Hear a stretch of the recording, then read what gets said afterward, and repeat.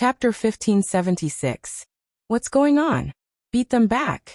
Don't let any arrows threaten us. More and more arrows rained down on the trenches. Some of the black cavalry soldiers had already been hit by arrows. Although none of them were killed, more than a dozen soldiers were injured. Some of them even had their arms injured. This made it impossible for them to continue using their firearms in a short period of time. As Ba Daojiang shouted, a look of indignation appeared on his face.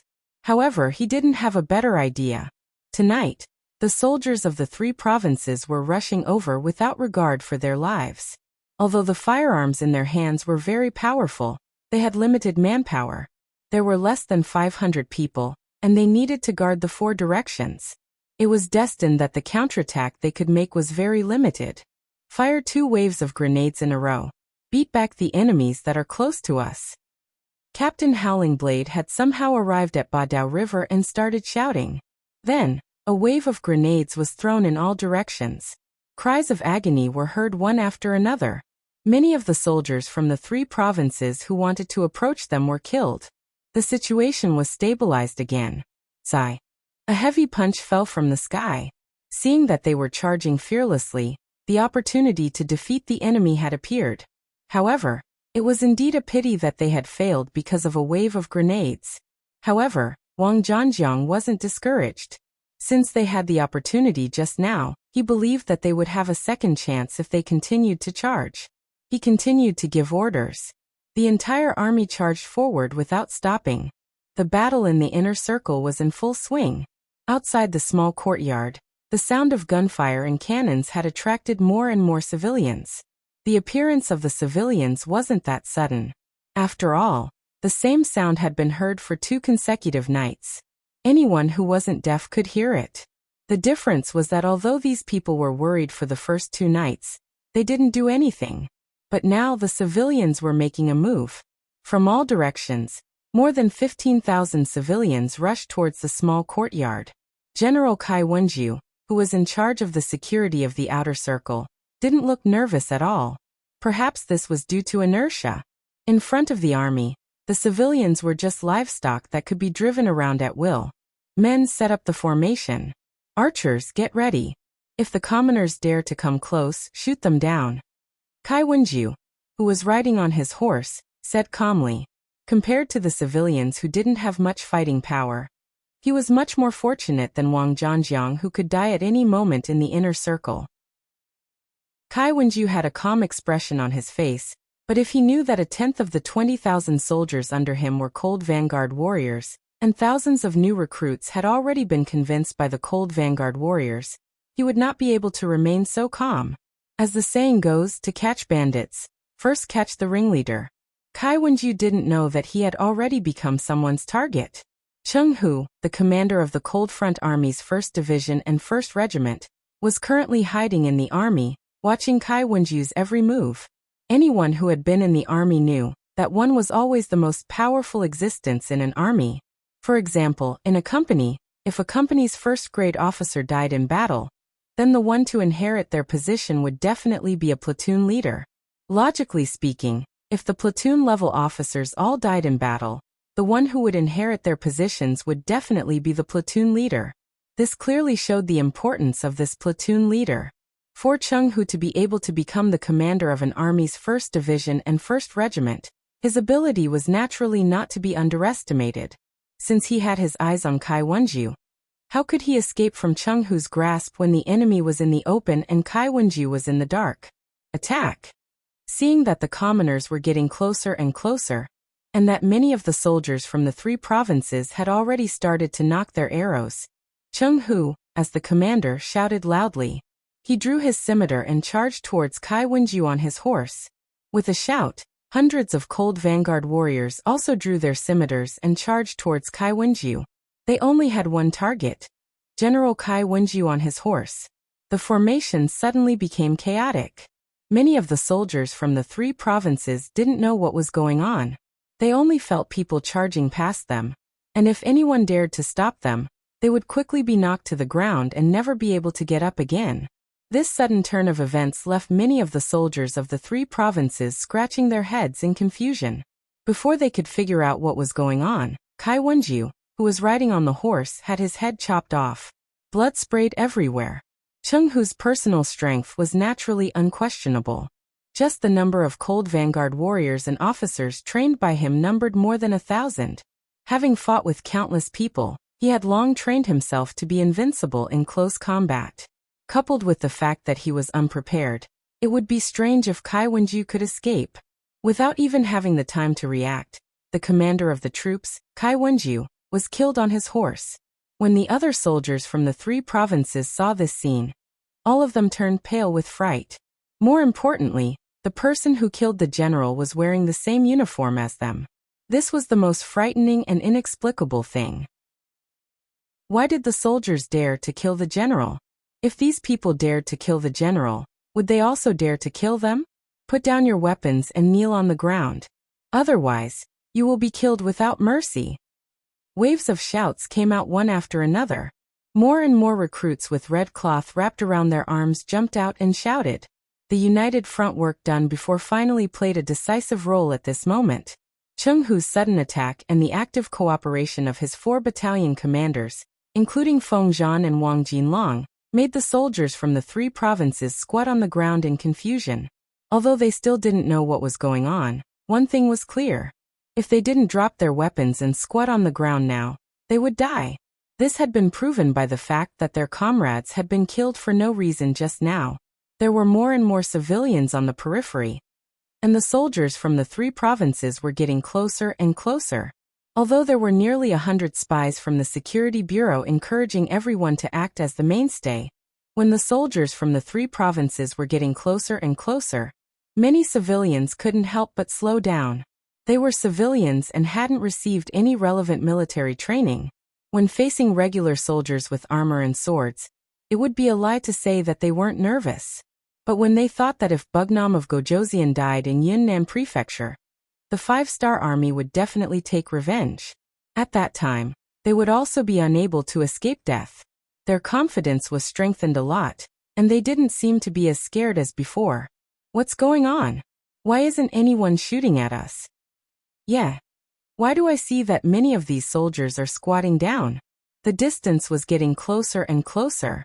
When they were less than 30 steps away, the civilians at the front finally saw the movements of the soldiers from the 3 provinces. The spies mixed in the crowd played a role at this time. Thinking of what the director said before, that someone would cooperate with them, how could they not know what was going on? Immediately, one by one, they shouted in the crowd. The soldiers are mutinous. They are on the same side as us. Now let's go with them and rescue Bugnam of Gojoseon. As soon as such shouts appeared, they rose and fell one after another without end.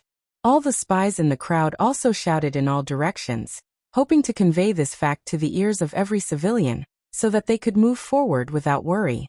The fact that there were no arrows from afar was enough to explain everything. After knowing that the soldiers were like them and didn't want anything to happen to Bugnam of Gojoseon, the number of soldiers increased by a lot. They were no longer afraid, and each of them moved faster than before. There was a mutiny on the outside, and it wouldn't be long before it affected the inside. Under the attack from both sides, Wang Zhanjiang's fate was already sealed, and Yang Chendong's safety would naturally be guaranteed. It was at this time that Yang Chendong, to everyone's surprise, broke out from the east alone in a golden cloak. His body was like a fox, and he was as fast as a cheetah. This was the true portrayal of Yang Chendong's current situation. In the darkness, the golden cloak shone like a beacon. After he rushed out, he was locked on by many eyes. Golden cloak, that must be Bugnam of Gojoseon. Go after him. In the darkness, Muong, who was paying close attention to everything, like a viper lurking in the dark, had a flash of excitement in his eyes. He naturally saw the intensity of the battle just now. When he saw how the Black Cavalry relied on the advanced firearms in their hands to repel the attacks of the 3 provincial armies again and again, he was anxious and uneasy. After observing the battlefield, Muong came to the east. In his opinion, the defense here seemed to be weaker. If he had to launch an attack, he would definitely choose to attack here. Hiding in the east, he didn't know if the 3 provincial armies could break through the Black Cavalry's defense line if this continued. If they couldn't, once Yang Chendong walked out alive, Who could restrain him? Where could they find such a once-in-a-lifetime opportunity? Yang Chendong must die. Otherwise he would have to go and die. This was the military order he gave to his uncle, Ping Shiwang Mu Bin, before he came. With the military order in front of him, Muong was still thinking about whether to launch an attack in the chaos. The men he brought were men of sacrifice trained by the Mu family with great effort. In terms of skills, they were naturally not comparable to the ordinary soldiers of the 3 provincial armies. Even so, he was not 100% confident that he could bring 200 men of sacrifice to the Black Cavalry. While he was still struggling in his heart and unable to make a final decision, Yang Chendong rushed out. Especially when the other party deliberately stopped in the process of charging. With the help of the moon, they could see his face clearly. Needless to say, Muong was excited. Chapter 1577. He thought that this mission would be very difficult to complete, and the 200 men he brought with him would be thrown here. He never thought that Yang Chendong would actually rush out. Could it be that the Black Cavalry's defensive line was no longer safe? It's just that this is not what Muong should care about now. What he needs to do now is to catch up with Yang Chendong and kill him. Having seen the portrait of Yang Chendong countless times, Muong believed that he would not recognize the wrong person. Therefore, after Yang Chendong, who was wearing a golden cloak, rushed out from the east and kept running away, Muong took him and 200 men under him like ghosts in the night and chased after Yang Chendong. As soon as Muong moved, in the same darkness, the 100 ninjas also moved. For Yang Chendong's appearance and figure, even if he turned into ashes, Bujishi could not forget it. So in just a face-to-face, Bujishi could be 100% sure that the person who escaped was Yang Chendong. Even so, how could he let go of this once-in-a-lifetime opportunity? Yang Chendong appeared, and he was still alone. His appearance also directly attracted the pursuit of 200 men of the Mu family and 100 ninjas.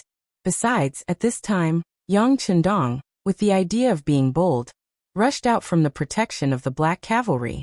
The reason why he did this was that he wanted to lure the enemy into the trap, and secondly, doing this could also reduce the pressure on the Black Cavalry, so that he could go all out and fight without any scruples. It's just that when he really rushed out, Yang Chendong was not sure whether someone would chase after him or not. It wasn't until he met the soldiers of the 3 provinces who were charging at him from the outside, and used his body to quickly weave through them, that he heard the dense footsteps behind him. Only then did a relaxed smile appear on his face. With Yang Chendong's current skill, his hearing was naturally better than ordinary people. Just from the sound of those footsteps, he could feel that the strength of the people who came was definitely not comparable to the ordinary soldiers of the 3 provinces. From the orderly and light footsteps, Yang Chendong could feel that the other party's breathing was very stable. They should be the work of a well-trained master. Thinking that these people were masters, Yang Chendong couldn't help but rejoice in his actions. If it wasn't for this risk, the killers who waited for a long time and didn't have a chance to attack the small courtyard together with the soldiers of the 3 provinces. If so, the loss of the Black Cavalry would be inevitable. Aha, come on, I hope you can keep up with my speed. After a smile that others couldn't see flashed across the corner of Yang Chendong's mouth, he stomped his feet on the ground and rushed forward again. With only 50% of his strength, Yang Chendong could keep a safe distance from the pursuers behind him. Yang Chendong led the way in front without any hurry. Behind him were the men of sacrifice led by Muong, and the ninjas led by Chueisho. As the 2 sides chased and fled, the distance between them and the small courtyard was getting farther and farther. Keep an eye on him, don't let him run away. Muong was very excited at this time. When he spoke, he looked back, and then his eyes flashed with helplessness. Unlike Yang Chendong's skill, he could rush out of the encirclement of the 3 provinces without any injuries. When he led his men to break out of the encirclement, it took him some effort. The moment he collided with the soldiers of the 3 provinces, both sides were entangled for a short period of time. After sacrificing the lives of several men of sacrifice, he finally managed to kill his way out. This was because the soldiers of the 3 provinces were not prepared in the dark. Otherwise, Muong didn't dare to think about how many of the 200 men of sacrifice could escape alive. Now that several people have died, And all of this will fall on Yang Chendong's head. Muang's killing intent was even stronger at this time. Chueisho, who was one step behind them, was not any better. Just now, after a fierce battle, after losing the lives of several ninjas, they were able to rush out. Although they were reinforcements invited by Zhu Huihua, before their identity was announced, ordinary soldiers of the 3 provinces didn't know who they were. If they met on the battlefield, they were either comrades or enemies. Several ninjas died before they could catch up with the main character. Chueisho was also angry, but when he thought that he could finally catch Yang Chendong, his mood became excited again. He knew the importance of this battle. It will indicate whether the ninjas can be independent of Yang Xie, and whether they have the opportunity to rebuild the small Japanese empire. And for this great goal, even if they use all their strength, even if they lose their lives, it is worth it. Both of them looked like they would not give up until they achieved their goal. The 2 teams followed Yang Chendong's footsteps closely and weaved through the southern cloud manor. Yang Chendong, who was walking in front, was undoubtedly the most relaxed person. If he wanted to with his strength, he could easily get rid of the tail behind him, but he didn't do that. He wanted to see if there was a second force that wanted to take his life. In this way, one side fled while the other chased for about half an hour. Even when Yang Chendong felt tired, he still didn't find any new enemies. He knew that the dark forces in Yunnan Mansion were only these.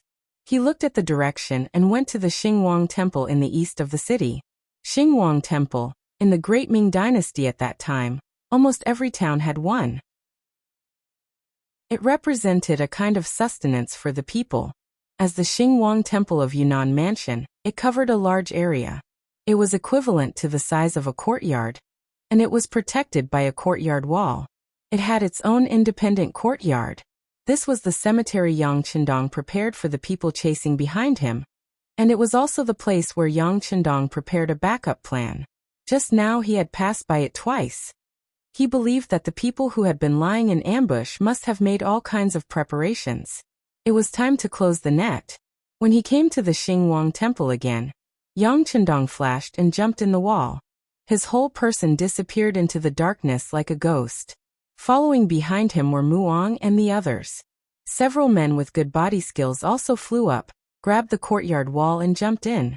Soon the door was opened from the inside, and more men rushed in from the door.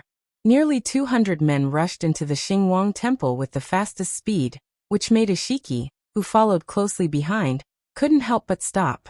He only stopped for a few seconds, and then he rushed in with nearly 100 ninjas. "Who are you people?" As soon as they entered the courtyard, a group of men turned around and surrounded Ishiki and the others. The ninjas were not willing to be outdone, and they all held their ninja swords in their hands, ready to fight at any time. During the pursuit, Muang knew that there was another group of pursuers behind him. However, he didn't know who these people were, so he didn't pay attention to them. After all, killing Yang Chendong was the most important task. But now, the 2 sides finally collided, and it was time for an explanation. "Don't be nervous, we are also looking for Bugnam of Gojoseon to take his life." Ishiki stepped forward and looked at Muang, who was nervous. This wasn't because Ishiki was afraid of Muang. In this dark night, although he didn't have the number of people, he was confident that he could win. It's just that he didn't forget that Yang Chendong was his target, and he didn't want to complicate things before that. How could Muang not think the same way? Although he didn't know the strength of his opponents, he didn't see them coming. However, when they saw him, they did not immediately attack him. This proved everything. They weren't Yang Chendong's subordinates, and with this he won't be an enemy before completing the mission. "Well, I will believe you for the time being. Now Yang Chendong is in this Xingwang Temple, let's look for him carefully." Muang stopped his men from attacking, and turned around to go inside the Xingwang Temple. He had already arranged people to guard outside the temple. If Yang Chendong wanted to escape, he wouldn't be able to escape from his eyes. The 2 groups of people were divided into several teams, and they began to slowly move forward. They went to one temple after another, and it seemed like they were going to turn this place upside down to find Yang Chendong. In the dark, Yang Chendong's eyes had already been put on the most advanced night vision goggles, and he was watching Muang and Ishiki slowly approaching him. At this moment, Yang Chendong's eyes were filled with an inexhaustible anger, all because he saw Ishiki. Although the other party was dressed in black at this time, and there was a black mask on his face, but just like the other party could easily recognize him, he also recognized the other party. Ishiki is dead. He died in the assassination of Mandula too. This is a well-known thing in Yangxia. But no one would have thought that in order to deter the world, Manto Ratu hung all the assassins on the wooden pole to warn the world. Because of this action, the secret agents of the Security Bureau carefully examined the corpses, but they didn't find the leader of the ninja clan, Kuroshio Shinobi. When this information was reported to Yang Chendong, he was a little more vigilant. For this reason, he has taken some precautions, but at that time, Yang Chendong was still optimistic that Ishiki might have been burned, or he might have escaped with serious injuries and died. After all, he is a special ninja, and his strength is not comparable to ordinary people. This was just a kind of hope. However, when Cui Shi appeared in the Xingwang temple, Yang Chendong knew that he had been too optimistic. This person is not dead, and he wants to kill him. Thinking that if he didn't save him, Ishiki would have died, and there would be no ninja today. And it was his own kindness that led to all of this. The anger in his heart couldn't be extinguished. Yang Chendong hates betrayal, especially after betrayal. They want to harm him. With this, there will be no good result for Ishiki today. Chapter 1578. Get ready to do it. In the end, Yang Chendong shook his head. He knew that those were just memories. Now it was time to make up his mind to eradicate all of this. Yang Chendong, who seemed to have made some kind of decision, walked out of the darkness wearing a golden robe. As soon as he appeared, the death warriors of the Mu family and the Japanese ninjas who were searching for him couldn't help but exclaim. And then everyone quickly rushed forward and surrounded him. With the help of the torch in his hand, the entire courtyard of the Xingwang temple was illuminated, and Yang Chendong's face also appeared in everyone's eyes. When he saw that it was indeed Yang Chendong, Muong was overjoyed. Previously, he had been worried that the person chasing him was fake, and that he would fall for a trick to lure the tiger away from the mountain. But now he could let go of his worries. On the other side, Blowing Stone, who was wearing a night suit, frowned. The person who came is Yang Chendong, and he is confident that he won't be wrong. But because of this, he couldn't help but mutter in his heart, the other party shouldn't have come out. 1 against 300, and such elite 300 people. Even if they were made of iron, they wouldn't be their opponents, but why did he know that? Why did he come out? Why? Thinking of Yang Chendong's various means before, especially the last time when Ivan's sneak attack failed, and even the 30,000 cavalry led by Yes Hen were destroyed, Blowing Stone's face suddenly became ugly. Could it be that this is a trap set by Yang Chendong? When he thought of Yang Chendong's past, for some reason, Blowing Stone had a feeling of panic. Although he glanced around and didn't find anything wrong, he was still very nervous at the moment. Unlike Yang Chendong's men, Muong at this moment appeared in front of Yang Chendong as a winner. Oh, this should be King Wunan of Damyang. I'm Muong of the Mu family. I've been waiting for a long time. The Mu family of Shiping King?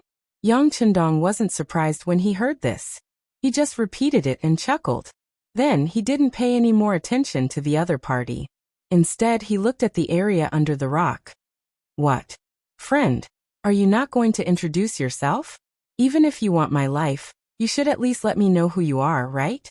Yang Chendong was so calm that people who didn't know would think that this was his home ground. So when they heard this, many of the Mu family's death warriors and ninjas showed resentment on their faces. As ordinary ninjas, although they know that they once worked for Yangxia, they don't know that everything they need for training, such as food, clothing, shelter, transportation, etc., was provided by Yang Chendong. They thought that the upper echelons had no choice but to lower their heads and submit to others in order to survive. In fact, several special ninjas like Kurosawa also said this to the people below. This caused everyone to look at Yang Chendong without the slightest bit of gratitude, only murderous intent and anger. But Chuisho is different from ordinary people. He knows everything. When he saw Yang Chendong's eyes looking at him, he knew that the other party already knows his identity, otherwise he wouldn't question him in such a tone. When he thought about how he relied on Yang Chendong to develop, and even lived until now. And it was because of Yang Chendong's help he felt short of breath. Facing this question, he naturally didn't know how to answer.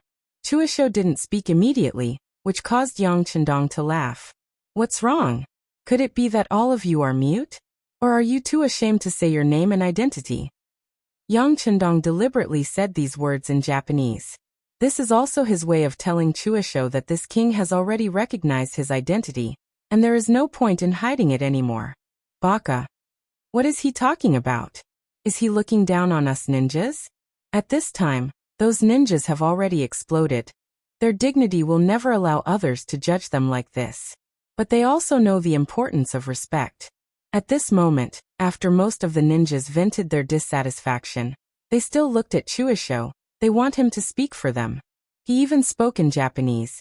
Chuisho knew that his identity has already been exposed. It's just that at this moment he was no longer afraid. Since he made such a choice, he must bear the consequences. So before he came, he was prepared to die, although he didn't think that this trip would be dangerous.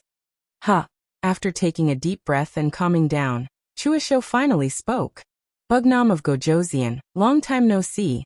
I am a special ninja of the Japanese Empire, Chuisho. It turned out to be a ninja.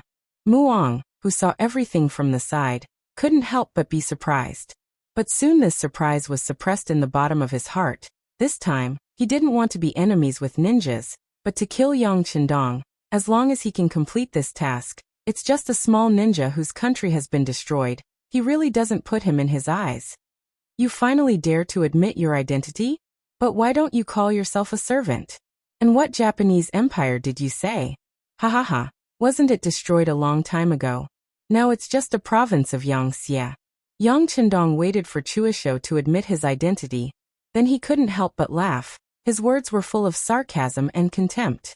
In the past, these ninjas under the rock claimed to be slaves in front of Yang Chendong, and even if he wanted, these people claimed to be lackeys. But now these small titles proved their ambition. In the face of these sarcastic words, the other ninjas who understood Chinese naturally couldn't stand it.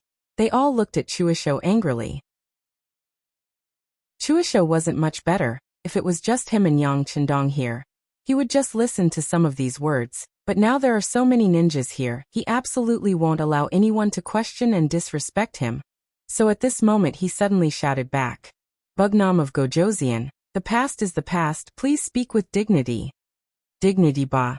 Yang Chendong opened his mouth and spat. A group of people who are willing to be dogs in order to survive. You want others to respect you, you think too highly of yourselves. Let me tell you, a dog is a dog, even if it's wearing clothes, it's just a pet called by the master. In the face of a master who gives you food and drinks, you have to learn to wag your tail and beg. Not to be treated with equal respect like a human, because you don't deserve it. After saying these words, it didn't seem to be enough. Yang Chendong continued to say, if it wasn't for this king, you would already be dead. How could you have your current scale? Without this king's money, how could you recruit people and train them wholeheartedly? Do you really think you can deny everything just because you've eaten everything? Facing Yang Chendong's questioning, Chuisho opened his mouth several times to say something, but in the end, he didn't say anything. Yang Chendong was right. If it wasn't for his pity and help, they would have already been killed by the samurai of the Japanese Empire. They wouldn't have been able to survive until now, let alone develop and grow stronger. They were once their benefactors, but now they don't want to repay him. They want to kill their master. What they did was indeed a bit too much. After venting for a while, Yang Chendong's mood seemed to be better. He opened his mouth and said, all right, let the past go with the wind.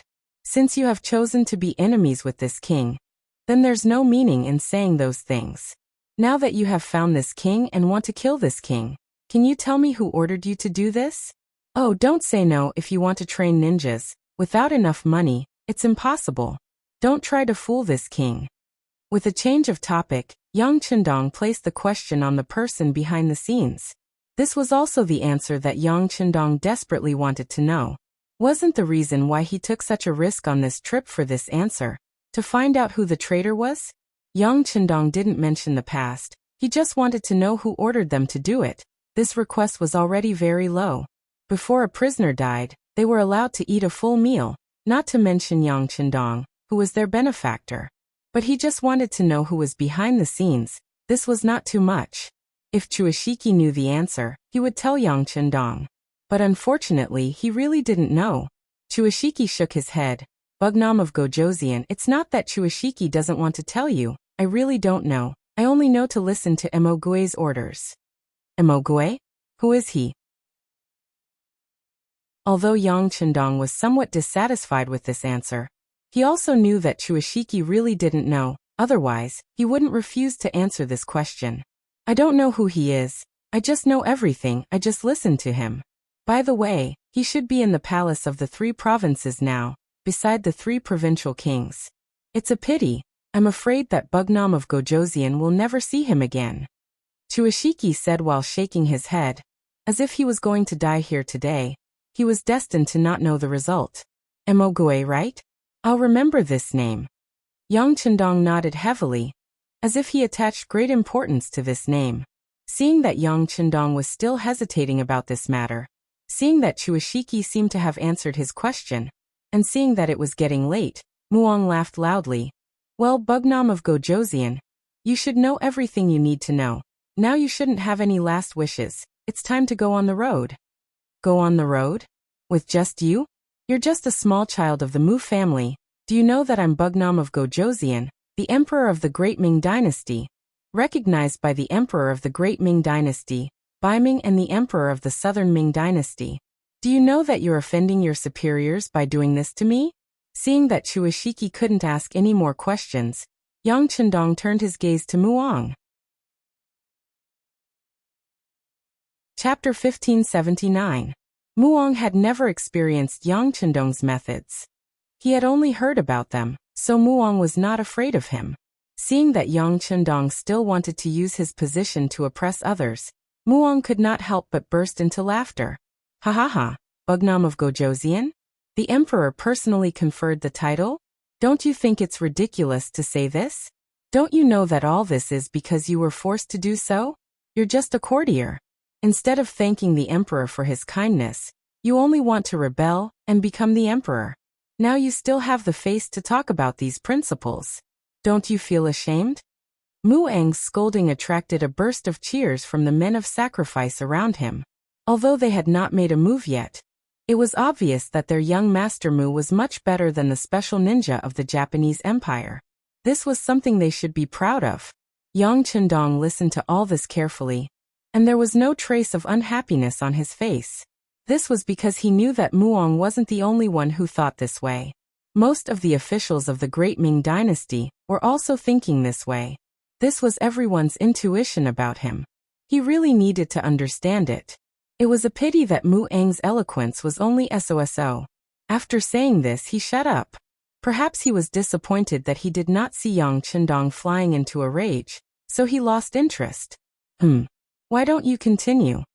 Yang Chendong, on the other hand, didn't seem to have heard enough and asked such a question. This really angered Muong. He had never seen such a thick-skinned person. For a moment, he did not know what to say. He simply did not answer. Instead, he clenched the long sword in his hand and shouted, "What's there to say to a dying man?" "Oh, I see." Yang Chendong nodded as if he understood, but then shook his head. "I gave you a chance to vent your dissatisfaction. If you don't want to say it, then there's really no chance.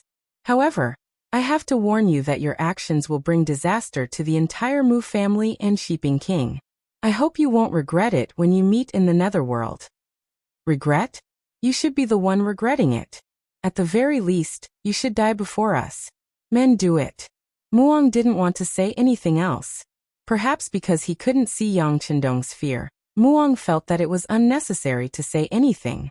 It would be better to take him down and cut him into 1,000 pieces. That's right, we should do it. Do it. As Muang's voice fell, Yang Chendong actually nodded in agreement, and then said the same thing. Then, the sound of a dying person wailing could be heard. This voice made Muong and Bao Shi, who were about to make a move, freeze. They couldn't help but stop moving forward. Bang! The closed door of the temple behind them was suddenly knocked open from the outside. Then a group of black figures jumped in and blocked the direction of the door. Not only that, at the same time, on the courtyard wall, a group of men in black rushed out from behind Yang Chendong. As soon as they appeared, they surrounded Muang and Baoshi. The sudden change shocked Muang and Cui Ishida. Their expressions were no longer as relaxed as before. The men of sacrifice sent by the Mu family were all very strong. If they were fighting on the battlefield, any one of them would not be afraid of 3 to 5 people. But those shouts just now were so quick that they almost didn't hear any sound of resistance. They were killed one after another. From this point of view, doesn't it mean that this person's skills were more powerful than theirs? The stronger the enemy, the more dangerous their situation would be. It would be strange if they didn't have a good expression. The only thing worth rejoicing over was that although it seemed like they were surrounded, it was clear that not many people had come. There were only a little over 100 people, which was not even half of their number. It seemed that with the advantage of numbers, they still had a fighting chance. Seemingly at the same time, Muang and Blowingstone's eyes met. Then, almost at the same time, they opened their mouths and said the word kill. They were fast, but some people were faster than them. Those men in black who suddenly appeared, they didn't know when they had the 95 style gun in their hands. Just when those men of sacrifice and ninjas were about to move, a black muzzle was pointed at them. And then there was a burst of fierce gunshots. The bullets flashed in the dark night, and ninjas and men of sacrifice who wanted to rush forward were shot down one by one. Firearms. When they saw the men in black took out these things, whether it was Muang or Baoshi, their face changed. A strong sense of crisis also pressed down on them, making their originally confident faces lose their confidence. Retreat. Go. Almost one after the other, Baoshi and Muang gave the order. In their view, although they had the advantage in numbers, in the face of powerful firearms, it was too difficult to win. In that case, it was better to escape first. Anyway, Yang Chendong was still in Yunnan Mansion, so they didn't have to worry about not finding an opportunity to kill him. It's just that at this time, they still wanted to retreat, but it was not so easy. A smoke bomb was thrown at them. The strong smoke exuded a nauseating smell, and their eyes couldn't help but shed tears of pain. In a short time, most people were hit and lost the ability to resist. Throw the flash bomb. Another voice came out, followed by a series of hand grenades that could blind people's eyes. They were thrown in the courtyard, making those men of sacrifice who wanted to escape in the dark, especially the ninjas, have no choice but to stop. Forget about the men of sacrifice. Their advantage was that they were not afraid of death. When their strength was obviously inferior, they were just like straws that could be harvested at any time. Ninjas were different. What they were good at was hiding, or sneaking, or running away with the help of various means. Whether it was using the surrounding environment or the reflection and refraction of light. In short, when it came to escaping, few people dared to say that they were the best. Not to mention in the originally dark environment, as long as they couldn't be killed in the first place, once they escaped, it would be extremely difficult to catch them. It was precisely because they knew and understood this that those flash bombs were thrown out. When a strong light suddenly came out and met the eyes of those ninjas, at that moment, they felt that there was a vast expanse of white in front of them. At this moment, they completely lost their direction, let alone escape. When the flash bombs appeared, the men in black with special goggles moved. They had been trained for this for a long time, and with the protection of the goggles, the flash bomb's damage to them has been minimized. One side couldn't see anything, and the other side's vision was normal, so it was easy to imagine what would happen. The sound of gunshots came out, hitting the legs of the men of sacrifice or ninjas one after another. Soon, the Xingwang temple was dyed red with blood, and a burst of fishy smell also assailed their nostrils, making them want to vomit. Vomit. Those assassins who first experienced the smoke bombs, then the flash bombs, and then the smell of blood finally couldn't stand it anymore. They began to bend down, lowered their heads, and vomited. But even if they had lost the power to resist in a short time, the gunshots still didn't stop. One by one, their legs were penetrated by bullets and blood flowed out. One by one, they couldn't stand still and fell to the ground. In a short time, the assassins who wanted to resist and break out of the encirclement stopped moving. They fell to the ground one by one, wailing and screaming. At the same time, their bodies were twitching. They didn't know if it was because of the gunshot wounds or because of the smell in their noses. They kept twisting their bodies in pain. Control them all. Seeing that the dust had settled, the group of black-clothed men stopped. One by one, they lit up their torches and began to walk towards the injured assassins on the ground. Fight them to the death. When a black-clothed man came to the side of a death warrior, a sudden shout resounded. Then, a figure endured the pain from his legs and suddenly pounced on him like a ferocious tiger coming down from the mountain. His momentum was extraordinary. You're courting death. The man in black with a torch in his right hand seemed to have expected this scene to happen. He just moved his body to the side and dodged the tiger's attack. Then, when the assassin's figure missed, a torch hit the assassin's back. Under the powerful force, the assassin spat out another mouthful of blood. This time he completely fainted. This scene continued to happen. Men of sacrifice were men of sacrifice. They kept fighting back. Although they had lost the support of their legs, they still fought back. However, those men in black all seemed to have unique skills. Not only were none of them injured, but they all used a single move to subdue the killers who were still unwilling to give up. Once again, they knocked them unconscious on the ground. Among them, the most obvious one was the man in black who fought against Muong. Muong was allowed to lead the team. Needless to say, his skills were excellent. Therefore, although his legs were penetrated by bullets just now, he did not give up the last chance. When he endured the pain in his legs, he jumped up and rushed toward the man in black. He was full of confidence that his sneak attack would succeed. Although he did this, he still could not avoid the result of death. But it was probably the best result to be able to drag one of them down with him before he died. Although it was said that it would be faster if it was late, when he really attacked, Muong was disappointed again. The moment he flew up, he felt that something was wrong. Then he found that in the face of his absolute counterattack, his opponent did not panic. He even saw the disdain in his opponent's eyes under the moonlight. Then, facing his fierce attack, his opponent did not dodge. On the contrary, his opponent met his attack head-on with his left fist without a torch.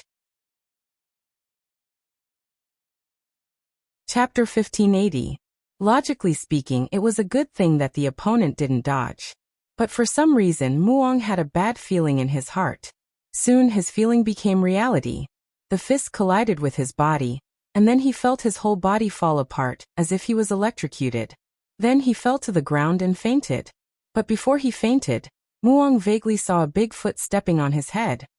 He didn't know what would happen next, nor did he have time to think about it, because he had already closed his eyes in pain. Okay, violent ape, this person's identity is important. We can't let him die now. A shout rang out behind him. Only then did the black-clothed man stop his foot that was about to land. Then, he fiercely stomped to the side, forcefully creating a shallow pit in the ground. Only then did he continue to walk forward, completing his mission of investigating the enemy. Sixth young master, violent ape is like this. He was born with great strength and a bad temper, but fortunately, he didn't ruin anything. Silver Hand wiped the sweat on his forehead and said nervously to Yang Chendong, "It's okay as long as he doesn't die. Even if he does die, it's okay." Yang Chendong shrugged indifferently. This time, his backup plan was the soldiers of the Wolf Fong Special Forces. Over the years, the development of the Wolf Fong Special Forces wasn't fast. It could even be described as slow. But their strength was really terrifying. They spent most of their time on training, and their strength was terrifying. If it was just a one-on-one, even the Black Cavalry wouldn't be their opponent. It was precisely because of the high intensity of training that they were very strict when recruiting people, so the development speed wasn't fast.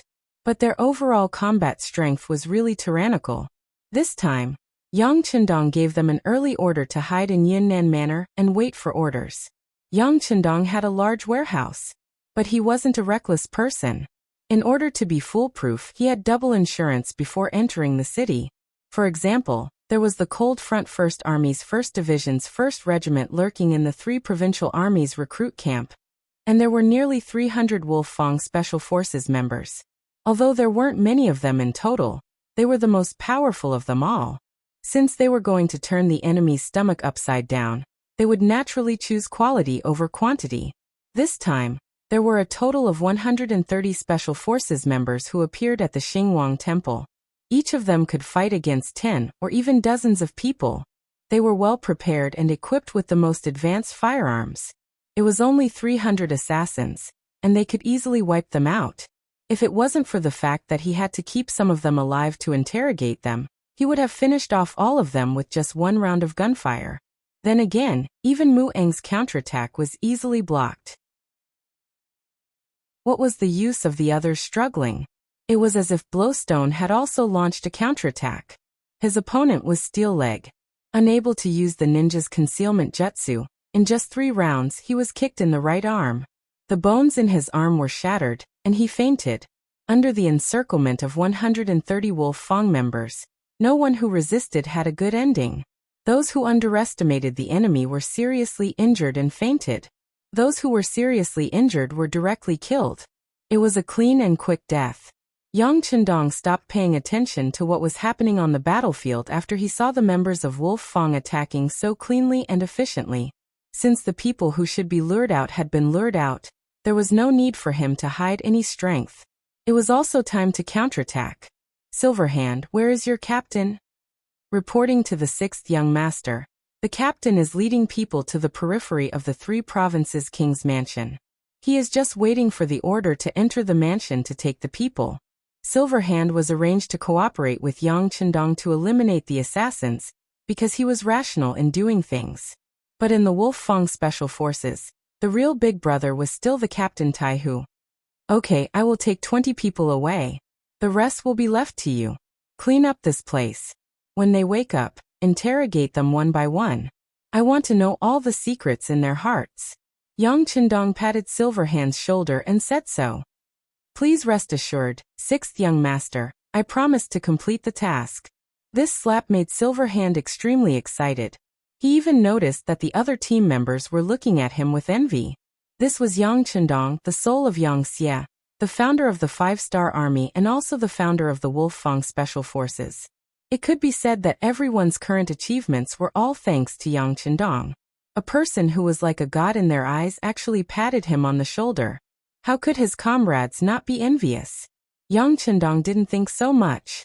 Instead, he had already left the Xinguang Temple under the protection of 20 members of the Special Forces, and went straight to the 3 provinces' king's mansion.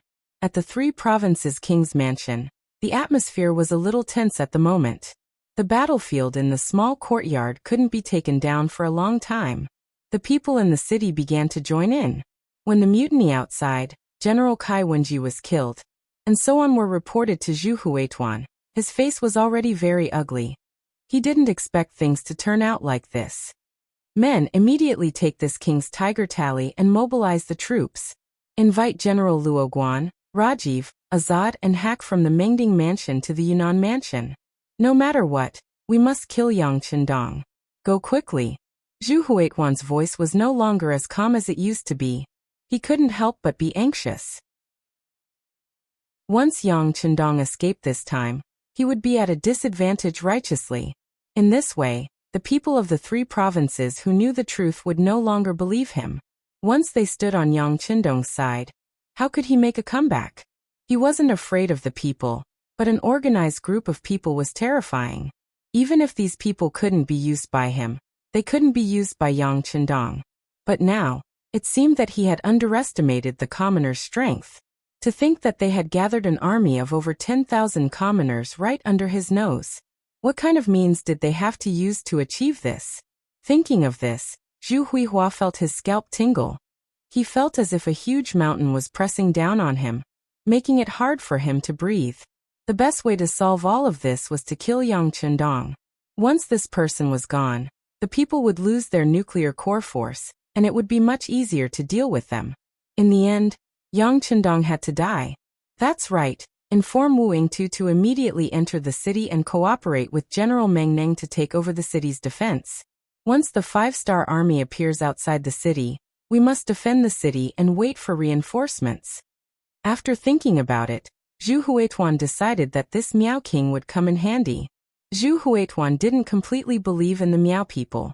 Therefore, on the surface, it seemed like he put Wu Yingtu in an important position, But he didn't allow the Miao army to enter the city.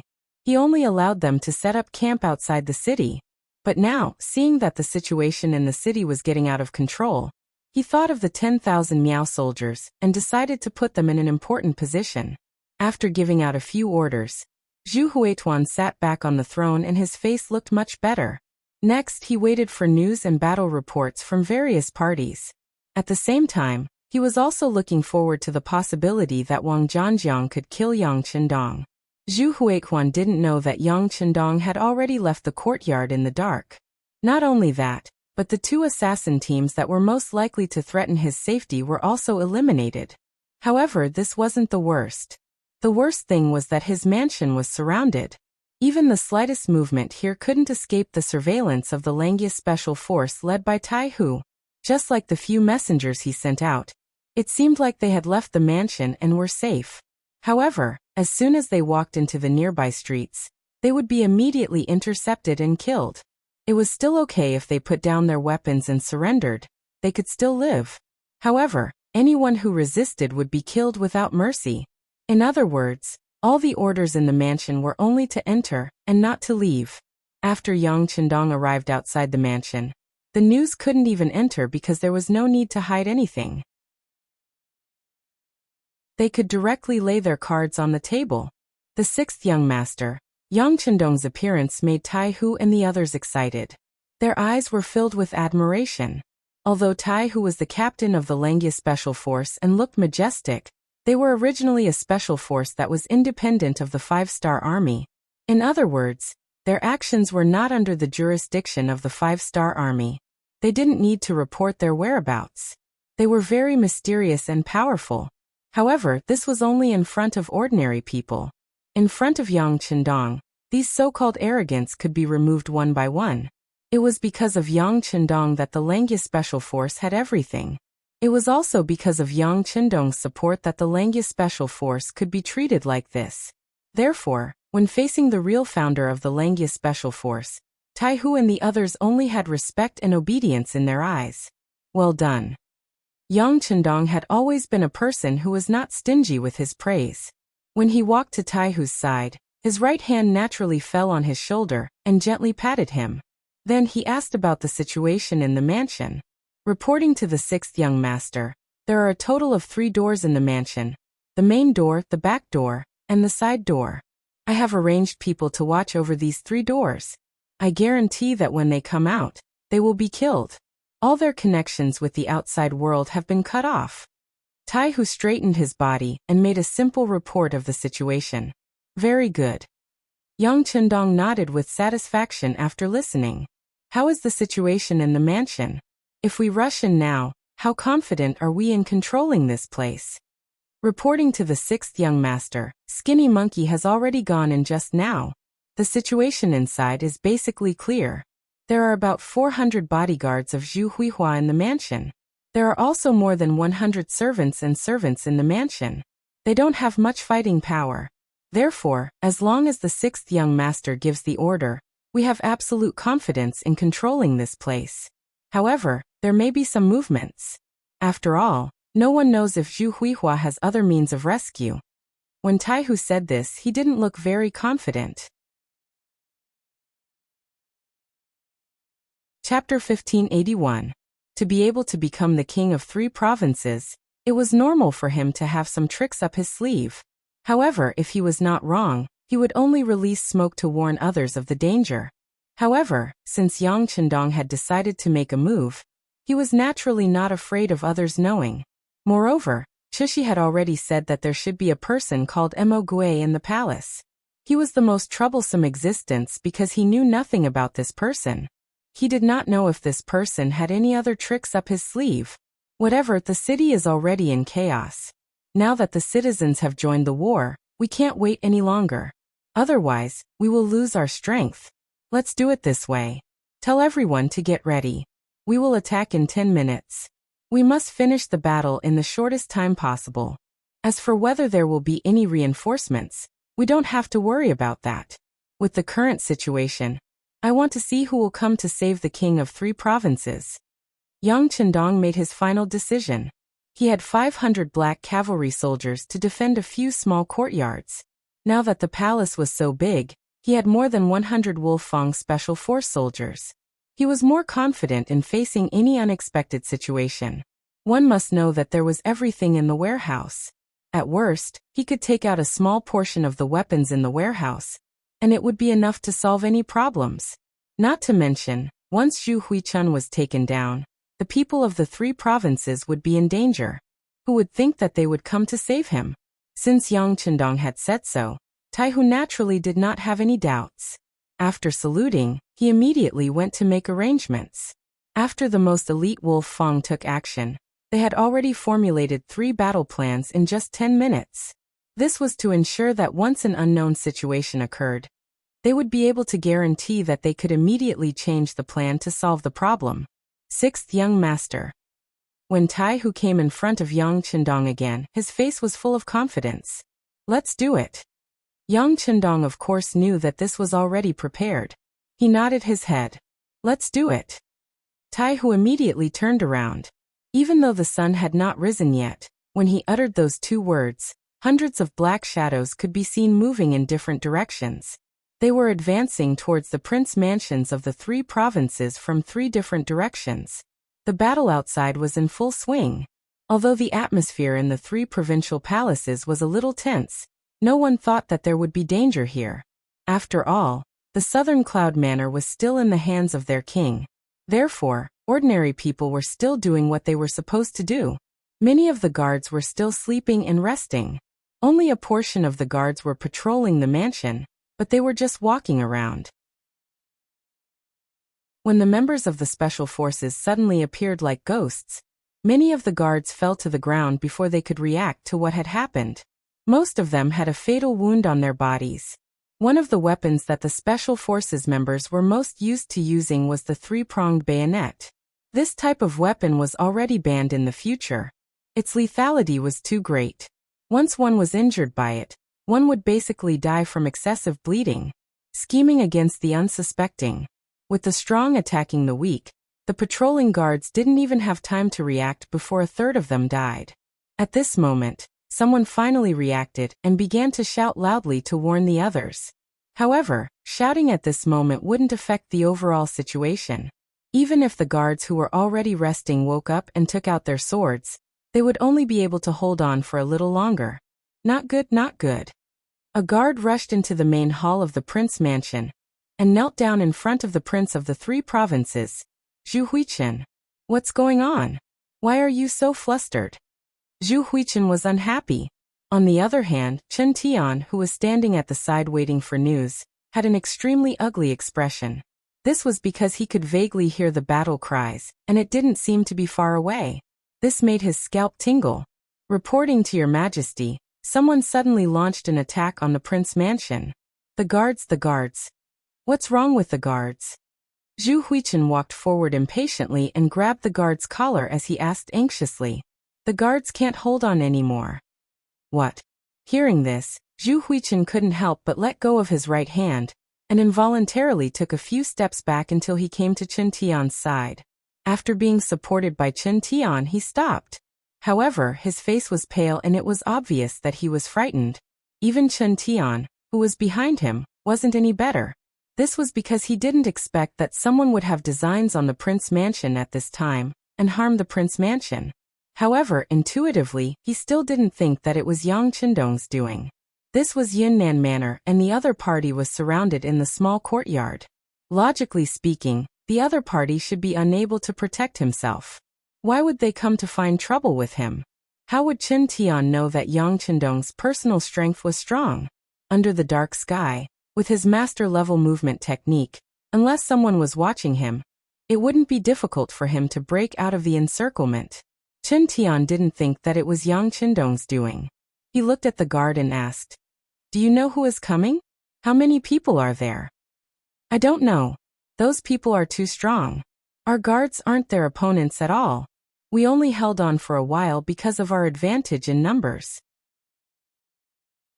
However, now that we don't have the advantage in numbers, we can't hold on any longer. Your Majesty, please think of a way." The guard who reported the news shook his head. Under the dark sky, how could he have the time to observe those things? He was only here to report the news. On the other hand, Zhu Huichen was worthy of being the king of 3 provinces. He still had some courage. The panic just now was only because of the sudden incident. Now that he knew the situation outside, he immediately said, Go and set a fire. Inform the people outside that the prince's mansion is in danger. Oh. The guard responded and turned to leave. Zhu Huichen, who was left behind, grabbed Chen Tian's arm and went straight to the inner courtyard. A cunning rabbit has 3 burrows. Zhu Huichen killed his elder brother and younger brother. He also offended the southern Ming dynasty and Bugnam of Gojoseon. Under such circumstances, how could he not have a backup plan? For example, there was a secret basement in the prince mansion.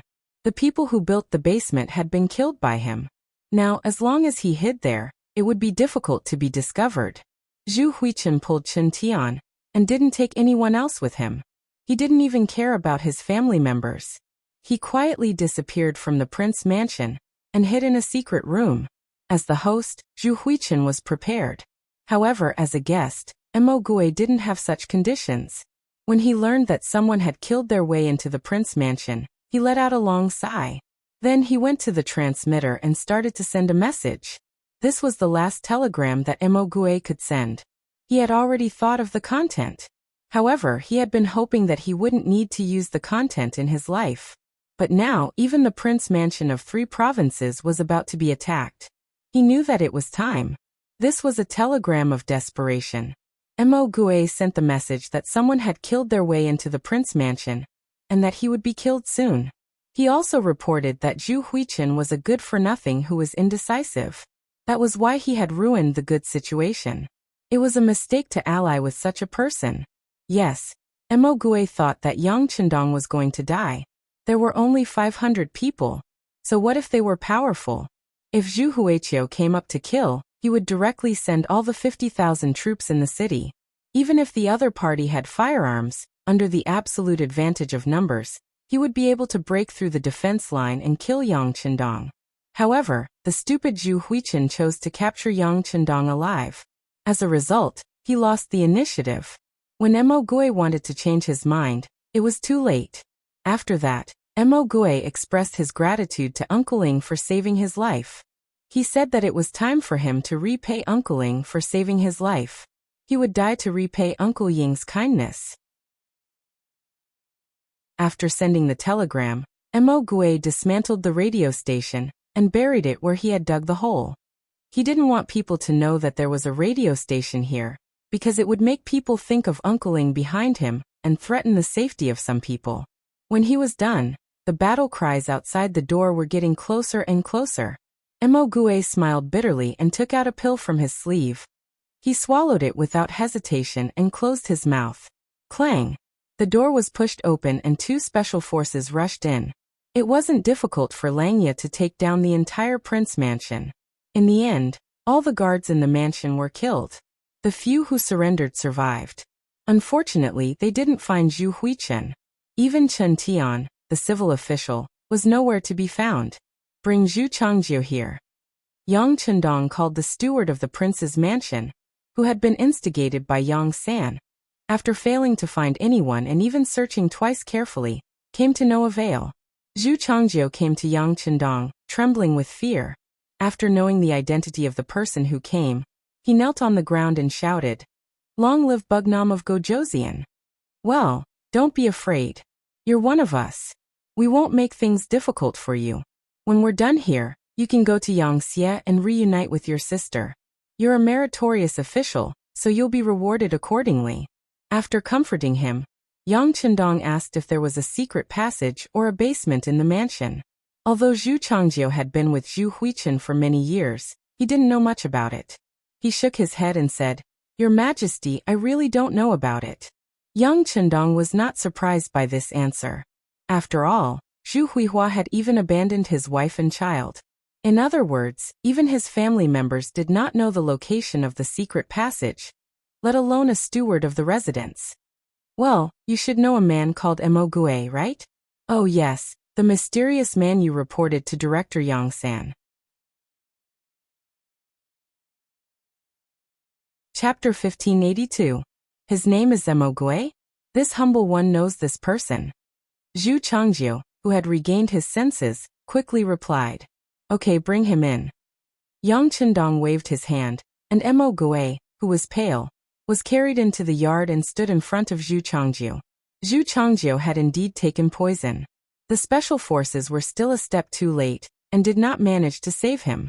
But even so, Yang Qindong still needed to confirm this person's identity. Once he was sure, he might be able to obtain some information by searching for this person's identity. Yes, he's the mysterious man. Zhu Changjiu didn't know Emogui's name, but he had seen him before, so he recognized him immediately. All right, thank you. You can go and rest now. Yang Qindong nodded. His gaze fell on the dead Emogui as he spoke regretfully. He was so close to catching this person. If he guessed correctly, this person should be the mole who reported Yang Xie's situation to Zhu Huichun. But he didn't know who ordered him to do so. Yang Qindong had a good memory. He thought about it carefully. It was definitely the first time he saw Emogui. It made sense.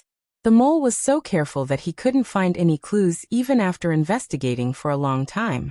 Why would he send someone to contact Zhu Huichun? Come, take care of this person's body and get someone to draw a portrait. Yang Qindong still hoped that someone could recognize Emogui. Maybe there would be new clues. Sixth young master, our people found this radio in Emogui's yard. Taihu appeared, holding a dark green iron box. Oh!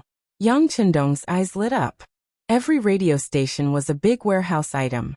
When it was distributed, it had a serial number and was kept. Perhaps he could find some clues from this radio station. For example, the number 9826 was written at the bottom of the radio station. This was an important clue. Yang Qindong asked Taihu to keep it well, and hand it over to Bureau Chief Yang San so that he could investigate it. By the way, what's the situation outside? Before Zhu Huichun disappeared, there was a big fire in the mansion. Everyone in the city must know that the mansion was in danger. If there were reinforcements, they should be here soon.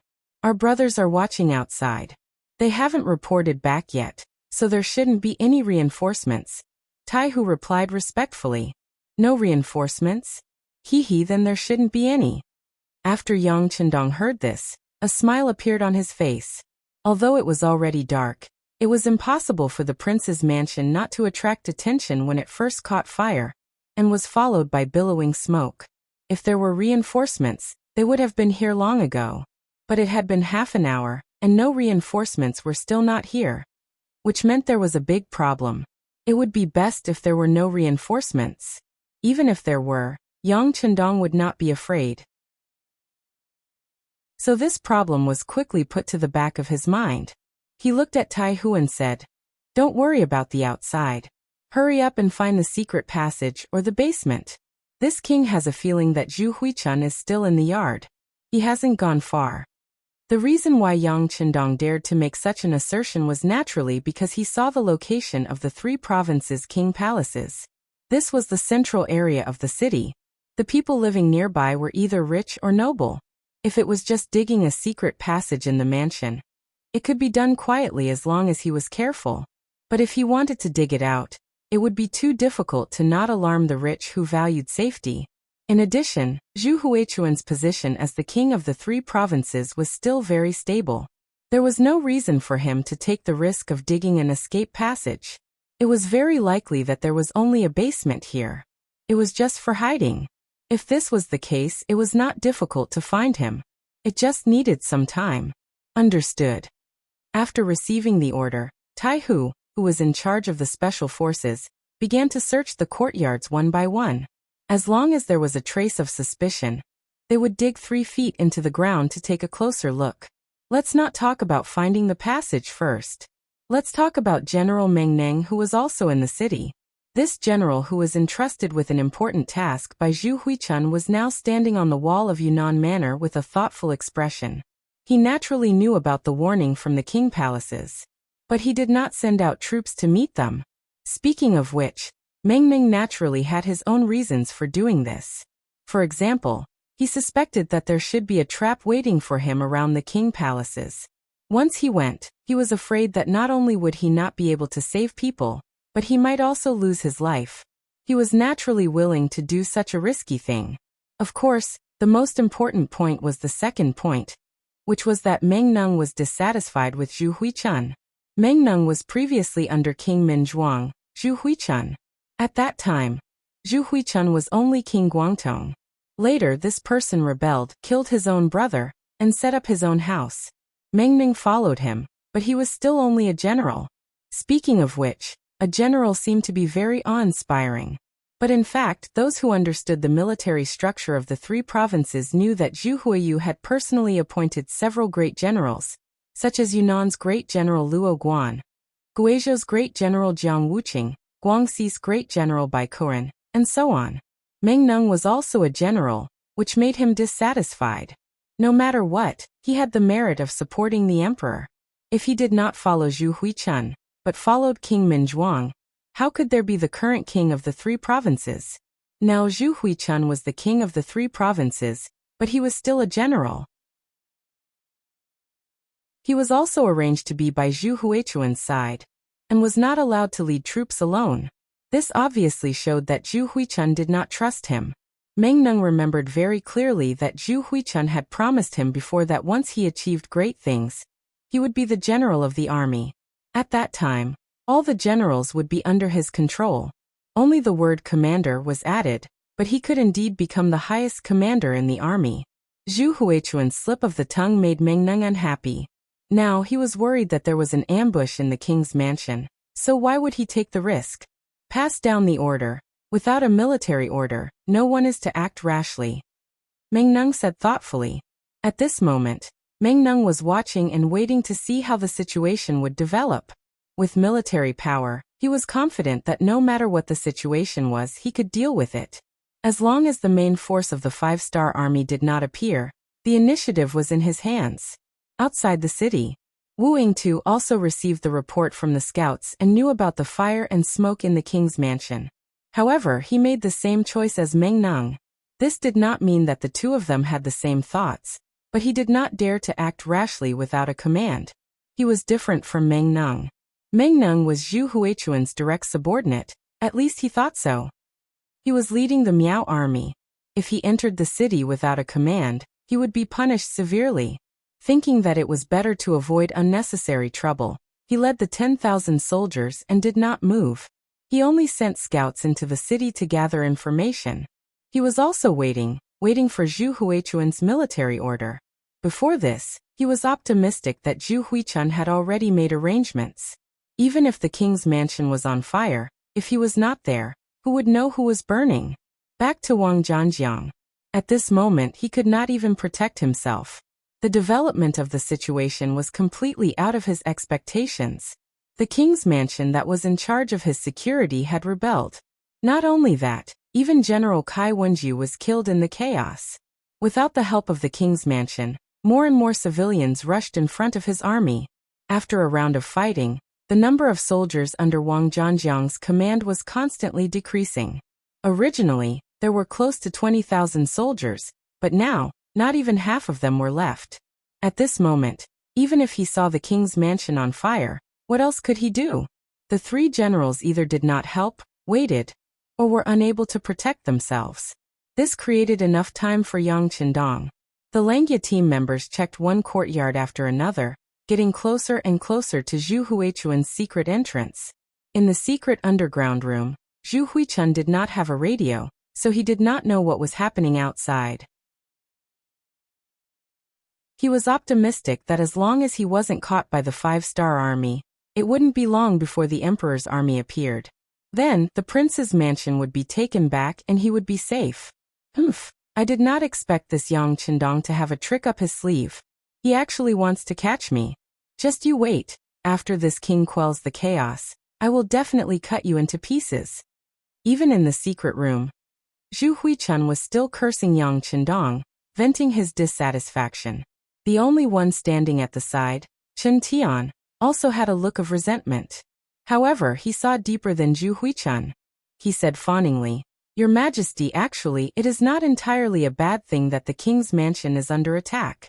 At least this Yang Qindong has revealed all his trump cards. Once our army surrounds the king's mansion, At that time he will not have any tricks up his sleeves. He will really be at our mercy. Haha, well said. Zhu Huichen burst into laughter after hearing these words. However, Chen Tian also expressed his worry. Your Majesty, I am afraid that Yang Qindong will not be able to find your Majesty. In his desperation, will he vent his anger on the people in the king's mansion? He won't.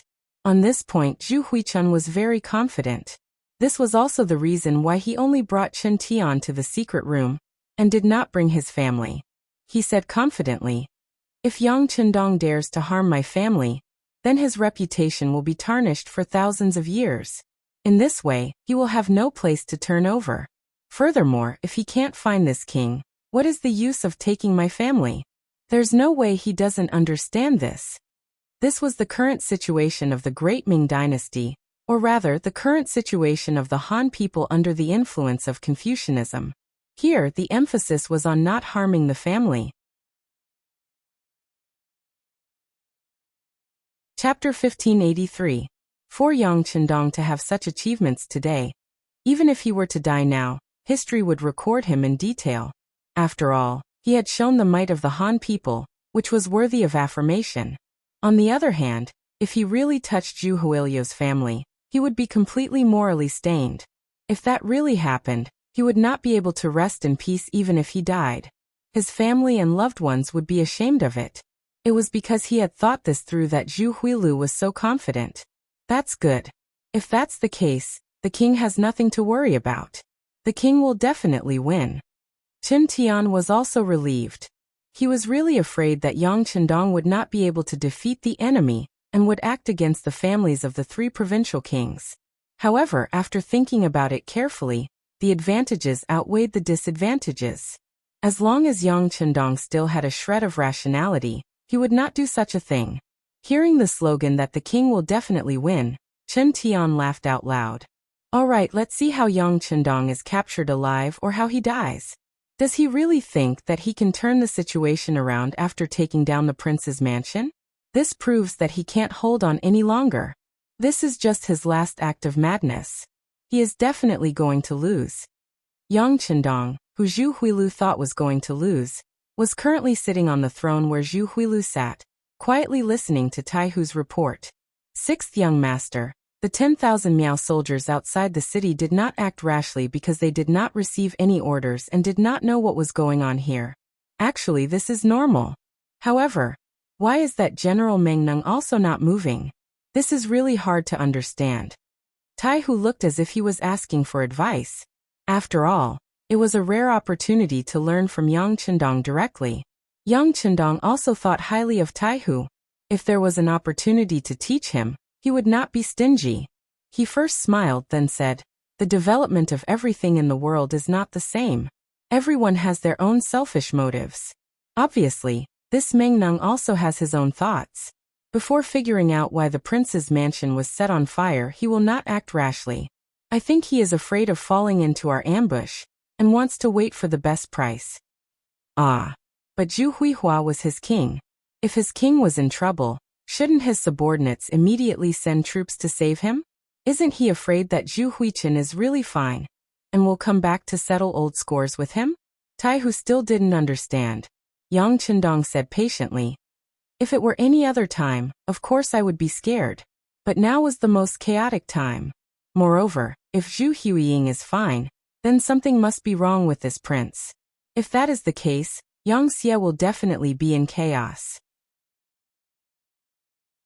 If Zhu Huilu wants to take advantage of this opportunity to gain benefits, he must have people around him. Meng Meng knows this and knows that he is still valuable, so he is not afraid that Zhu Huilu will turn against him. So that's how it is. Taihu finally understood. Then he smiled and said, but it's a pity that he doesn't know that not only is the sixth young master fine, but only a little over 100 of us from the special forces managed to take down the prince's residence. He's going to miss such a good opportunity to serve the emperor and perform well. Haha, that's right. Yang Qindong shared the same opinion. The prince's residence was not the courtyard he lived in. Because it was small, it was easy to defend. The prince's residence was big and had many walls. If Meng Neng led the army here, It would be impossible for him to defend this place. The best result would be for him to leave with his men. In this way he would lose the chance to capture Zhu Huilu alive. It could be said that all his efforts would be in vain. However, Meng Neng did not seize this opportunity, which doomed the three provincial kings to defeat. While the two of them were still talking, the special forces on the other side were not idle. Other than leaving the necessary people to guard the three gates to prevent any accidents, the other members were carefully searching. Since Yang Chendong said that Zhu Huilu didn't run away, then he definitely wouldn't run away.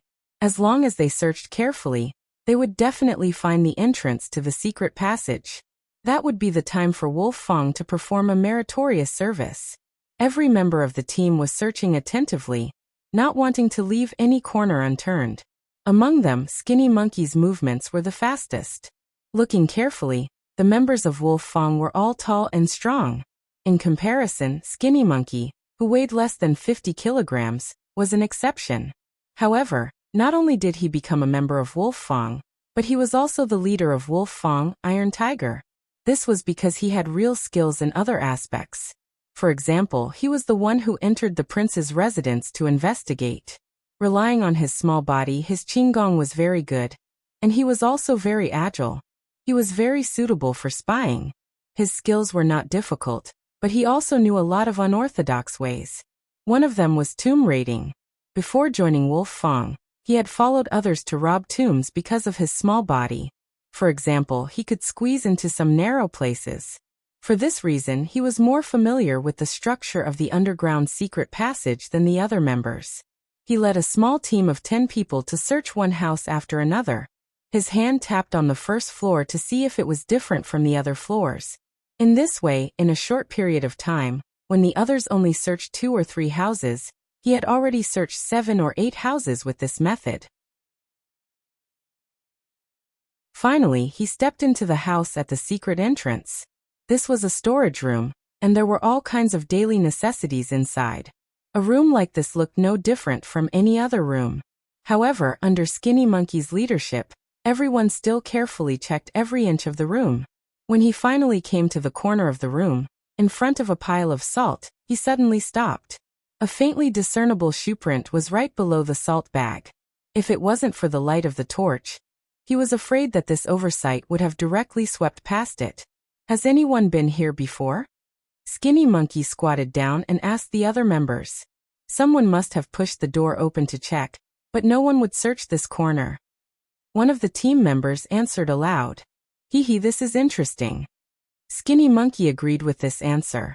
It was because of this that his eyes became brighter. Someone moved the salt bag away. Be careful. Skinny Monkey was their captain. After the captain gave the order, a member immediately came forward and moved the salt bag away, revealing a flat ground. Just from the appearance alone, it was impossible to tell that it was different from other places. If this is the entrance, it's really ingenious. The Skinny Monkey-like man smiled with great interest. Then he leaned forward and gently knocked on the floor a few times. A few echoes sounded, making a slightly crisp sound. This sound was completely different from the dull sound of knocking on the ground. When this sound came out, Skinny Monkey's smile became wider. Then he said with a very confident tone, "Go and call more people here. There's something here." This was also why Skinny Monkey was cautious. If the 3 provincial kings were really hiding here, in case there were any ambushes or traps, his group of 10 people was still too small. After Skinny Monkey gave the order, several groups of Special Forces members nearby rushed over. When the number of people reached 50, Skinny Monkey decisively got someone to find a heavy hammer and smashed it fiercely on the ground. He believed that there must be some kind of mechanism controlling this place, but he didn't have time to find it. He could only use the simplest method, violently smashing the door. Dang dang dang dang dang dang. Under the continuous smashing of the heavy hammer, a black hole with a diameter of nearly 1 meter appeared in front of everyone. At this moment, Skinny Monkey didn't need to say anything. A member suddenly jumped in and disappeared. In the underground secret room, Zhu Huiqi and Chen Tian were still talking about the outside world. From their conversation, they had already determined that the reinforcements were about to arrive, and they should be getting closer and closer to getting out. At this moment, A sound came out, causing Zhu Huiqi and Chen Tian's faces to gradually turn ugly. Obviously, they had thought of something, but before they could do anything, the crashing sound stopped, and a figure appeared in their sight. Then, the skinny monkey-like figure jumped down, and came to Zhu Huiqiu and Chen Tian. Skinny Monkey had naturally seen Zhu Huiqi and Chen Tian before. When he saw the two of them, he couldn't help but grin. Capturing the two of them would definitely be a great achievement. Skinny Monkey suddenly appeared in the underground secret room from the sky, giving Zhu Huiqi and Chen Tian a shock. They didn't think that someone would discover their underground secret room. It should take a long time and extraordinary ability to find them. Not to mention whether or not the 5-star army had such talents. They had only occupied the 3 provinces with a small number of soldiers. Now they should be facing the various armies that came to rescue the emperor. How would they have the time to look for them? On the bright side, the 5-star army that occupied the prince's mansion should have been surrounded by the emperor's army, or even killed. But what was going on now? At this moment, both Zhu Huiqi and Chen Tian's faces were very ugly. Chen Tian even intentionally rubbed his eyes. Obviously, even now, he still didn't think that all of this was real. Hee, the two of you don't have to doubt. You are now our captives. Of course you can resist, but the consequences, will be very serious. Skinny Monkey said as he took out the military knife in his hand and played with it. It was as if he was saying, "If you dare to act rashly, I won't be polite." Both Zhu Huiqi and Chen Tian were smart people, so how could they resist at this moment? Especially Zhu Huiqi, he was the king of 3 provinces, and was also a member of the Zhu family. Even if he fell into Yang Chendong's hands, he wouldn't dare to hurt him.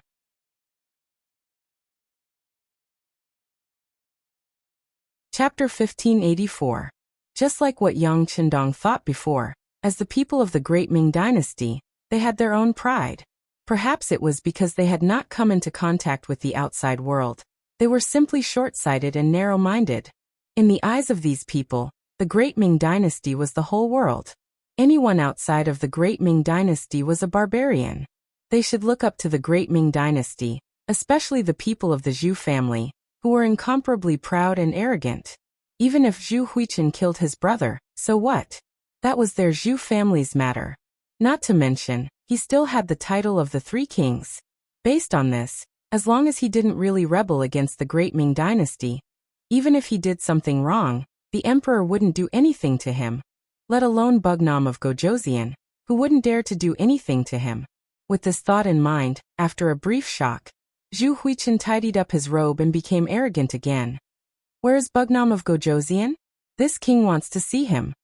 Seeing that Zhu Huiqin had given up the intention to resist, the skinny monkey-like man immediately laughed, turned around, and said, "Then please." When Zhu Huiqin reappeared in the main hall of the king's mansion, he was no longer the king, but a prisoner. Yang Chendong sat on the throne that Zhu Huiqi was supposed to sit on and looked down. This made the 3 provincial kings very uncomfortable when they entered the hall. "Cough, Bugnam of Gojoseon. This king admits defeat in your hands this time. Say, what do you want? Of course, this prince will consider giving Yunnan province to you, but that's all. As for Guizhou and Guangxi, they will still belong to this prince. This is the biggest concession I can make. You should also know that the Southern Ming Dynasty will not agree to more." After entering the main hall, Zhu Huiqin said to Yang Chendong in a warning tone, giving people the feeling that Bugnam of Gojoseon had taken advantage of him. He. Yang Chendong couldn't help but laugh out loud. At this time, Zhu Huiqin still wanted to use the Southern Ming Empire to suppress him. Such a person's mind was completely corrupted by the Great Ming Empire. If it was described in Yang Chendong's words, then it was hopeless. Zhu Huiyin didn't know about this. Seeing Yang Chendong laughing, he thought that the other party was very satisfied with this result. He couldn't help but heave a sigh of relief. No matter what, he was still a prisoner. Although he believed that with the Southern Ming Empire as his backing and his surname being Zhu, Yang Chendong wouldn't have the guts to do anything to him. However, this was his own opinion. Who knew if this person would go crazy and suddenly attack him? Others might not know what kind of person he was in Nanming's eyes, but how could he not know? He killed his brothers and forced the Southern Ming Empire to make him the king of 3 provinces. It was hard to say that Zhu Qizhen didn't have any thoughts at all. Perhaps he could borrow Yang Qindong's hand to kill him, and Zhu Qizhen might even be happy. Alright, since that's the case, please send someone to send this prince out of the city. Don't worry, since this prince has lost this time, I will admit defeat. I won't send anyone to seize Yunnan province. Zhu Huiyan thought that he had the upper hand and spoke with a magnanimous look. What he didn't know was that after these words, Yang Qindong couldn't help but laugh out loud again. When Chen Tian heard this laughter, his expression changed drastically. He had dealt with Yang Qindong more than once or twice, and he had never really gained any advantage. He didn't think that the other party would let things go so easily now that he had the initiative. Your Majesty, please don't say any more. Chen Tian felt that something was wrong. He stretched out his right hand and gently tugged on Zhu Huiyun's sleeve as he reminded him softly, "HM? What's going on?" Zhu Huiyan also felt that something was wrong, but he couldn't figure it out. There was no need for Zhu Huiyan to figure it out because Yang Qindong had already opened his mouth and said, "Let you go? Zhu Huiyan, has your brain been eaten by a dog? Can't you see the situation clearly at this time?" "Ah, Yang Qindong, how can you say that? I'm a member of the imperial family with the surname Zhu, and I'm also the Southern Ming Emperor's king of the 3 provinces. How can you slander me here? Are you not afraid of angering the Southern Ming dynasty and sending an army to destroy you?" When he spoke to this point, Zhu Huiyun's voice unconsciously dropped a lot. In terms of righteousness, Yang Qindong was a subject of the Great Ming dynasty. However, in reality, the current Yang Xie was already many times stronger than the Great Ming dynasty. It was just that some people were unwilling to admit it. Then there was the problem. Even if Yang Qindong really did something to Zhu Huiyan, what did he do? Would the Southern Ming dynasty start a war with Yang Xie because of this matter? Not to mention whether they could win or not. In the eyes of the Southern Ming dynasty, Zhu Huiyan was not someone to be trifled with. He was not much different from a traitor. They probably wanted the 2 of them to fight, so how could they meddle in other people's business? This was also the reason why Zhu Huiyun's voice was getting softer and softer. After saying this, his aura was no longer as strong as before. Humph. Seeing that Zhu Huiyan had become more obedient, Yang Qindong began to flip out. "Zhu Huiyan, who do you think you are? If you didn't have a good family, what are you now? For power, you even killed your own brother and brother. Aren't you afraid that you won't be able to enter your ancestral grave after death? Aren't you afraid that they are waiting for you on the ground with resentment?" Zhu Huiyan, this time, you invited this king to discuss matters. You said that as long as this king came and expressed his sincerity, you would give the 3 provinces to this king. You also said that this would prevent the people of the 3 provinces from experiencing the flames of war. Look, you make it sound so nice, but what is the truth? Ah. When Yang Qindong said the word, "ah," his voice raised by more than 2 octaves. Because of this, Zhu Huiyun's body trembled, and his head lowered even more. However, Yang Qindong had no intention of letting him off easily. He continued to say, "The truth is, ever since this king entered Yunnan Manor, you have always wanted to kill this king. You launched fierce attacks again and again. If it weren't for this king's strong warriors, I'm afraid that this king would be dead by now and end up like your brother and brother. Since you wanted to kill this prince, and now you've been captured by this prince, then tell me, do you think this matter will be resolved so easily? Ah. What do you want to do? Don't tell me you still want to harm this king?" Hearing this, Zhu Huiyan could no longer be an ostrich. "Harm you? Bah. You don't deserve it." Yang Qindong shook his head, then said in a resolute and unquestionable tone, "What's the difference between killing you and killing an ant?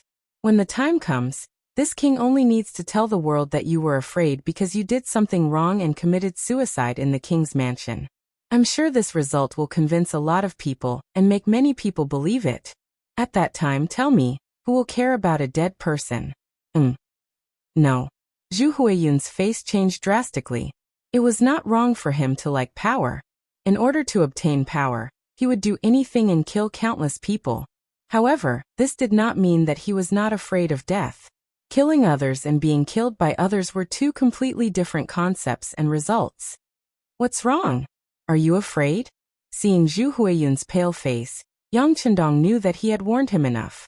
Next, it was time to ask for the result, which was what he wanted to know the most. Compared to this result, Zhu Huiyun's life and death really did not matter to him. He was just a king with the surname Zhu in the Great Ming Dynasty. In today's Great Ming Dynasty, there were dozens if not hundreds of kings like him. However, many of the kings were just in name. Not many people had the military power of 3 provinces like Zhu Huiyun. So what if he had the military power of 3 provinces? For Yang Chendong, who had already occupied Eastern Europe, the grasslands, Southeast Asia and Central Asia, these 3 provinces had never been in his eyes. Zhu Huiyun, this king just wants to tell you that killing you is like killing an ant to this king. It's not a problem at all. Of course, if you can cooperate with this king and tell me everything you know, this king can still consider sparing your life. Yang Chendong threw out an olive branch, but Zhu Huiyun did not immediately agree. He was still wondering if Yang Chendong was trying to scare him. Without getting an answer immediately, Yang Chendong's eyes flashed with anger, then his gaze fell on Beta Persei beside him. The two had been together for many years, and had already formed a certain tacit understanding. Beta Persei nodded, then strode into the hall, and came to Zhu Huiyun's side. Without any explanation, he raised his hand and slashed down. An arm fell in the hall, and a wail from the bottom of his heart sounded. Ah! It hurts, it hurts. The voice came from Chen Tian's mouth. The slash just now had cut off his left arm. This sudden slash was completely out of Zhu Huiyun's expectations. When he saw the bloody arm falling at his feet, he instinctively jumped to the side, but at the same time, cold sweat began to flow from his forehead unknowingly. After Beta Persei swung his sword, his gaze fell on Zhu Huiyun, as if to say, "What do you think? Do you want me to slash you too?" Although Beta Persei did not say anything, everything was just a warning from his eyes. But Zhu Huiyun did not dare to take the risk. He immediately shouted, "Don't kill me, don't kill me. Bugnam of Gojoseon, whatever you want to ask I'll say it, I'll say it." In fear and horror, Zhu Huiyun did not even have the courage to call himself this king. Yang Chendong smiled with satisfaction and said, "This prince will give you a chance. Tell me about Emogui. Who is his master?" Emogui nodded. Yang Chendong didn't know what to say, but he didn't know what to say.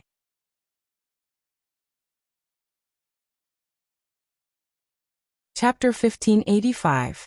Compared to the external threat, Yang Chendong was more concerned about the traitor. He wouldn't be able to sleep peacefully until the traitor was eliminated.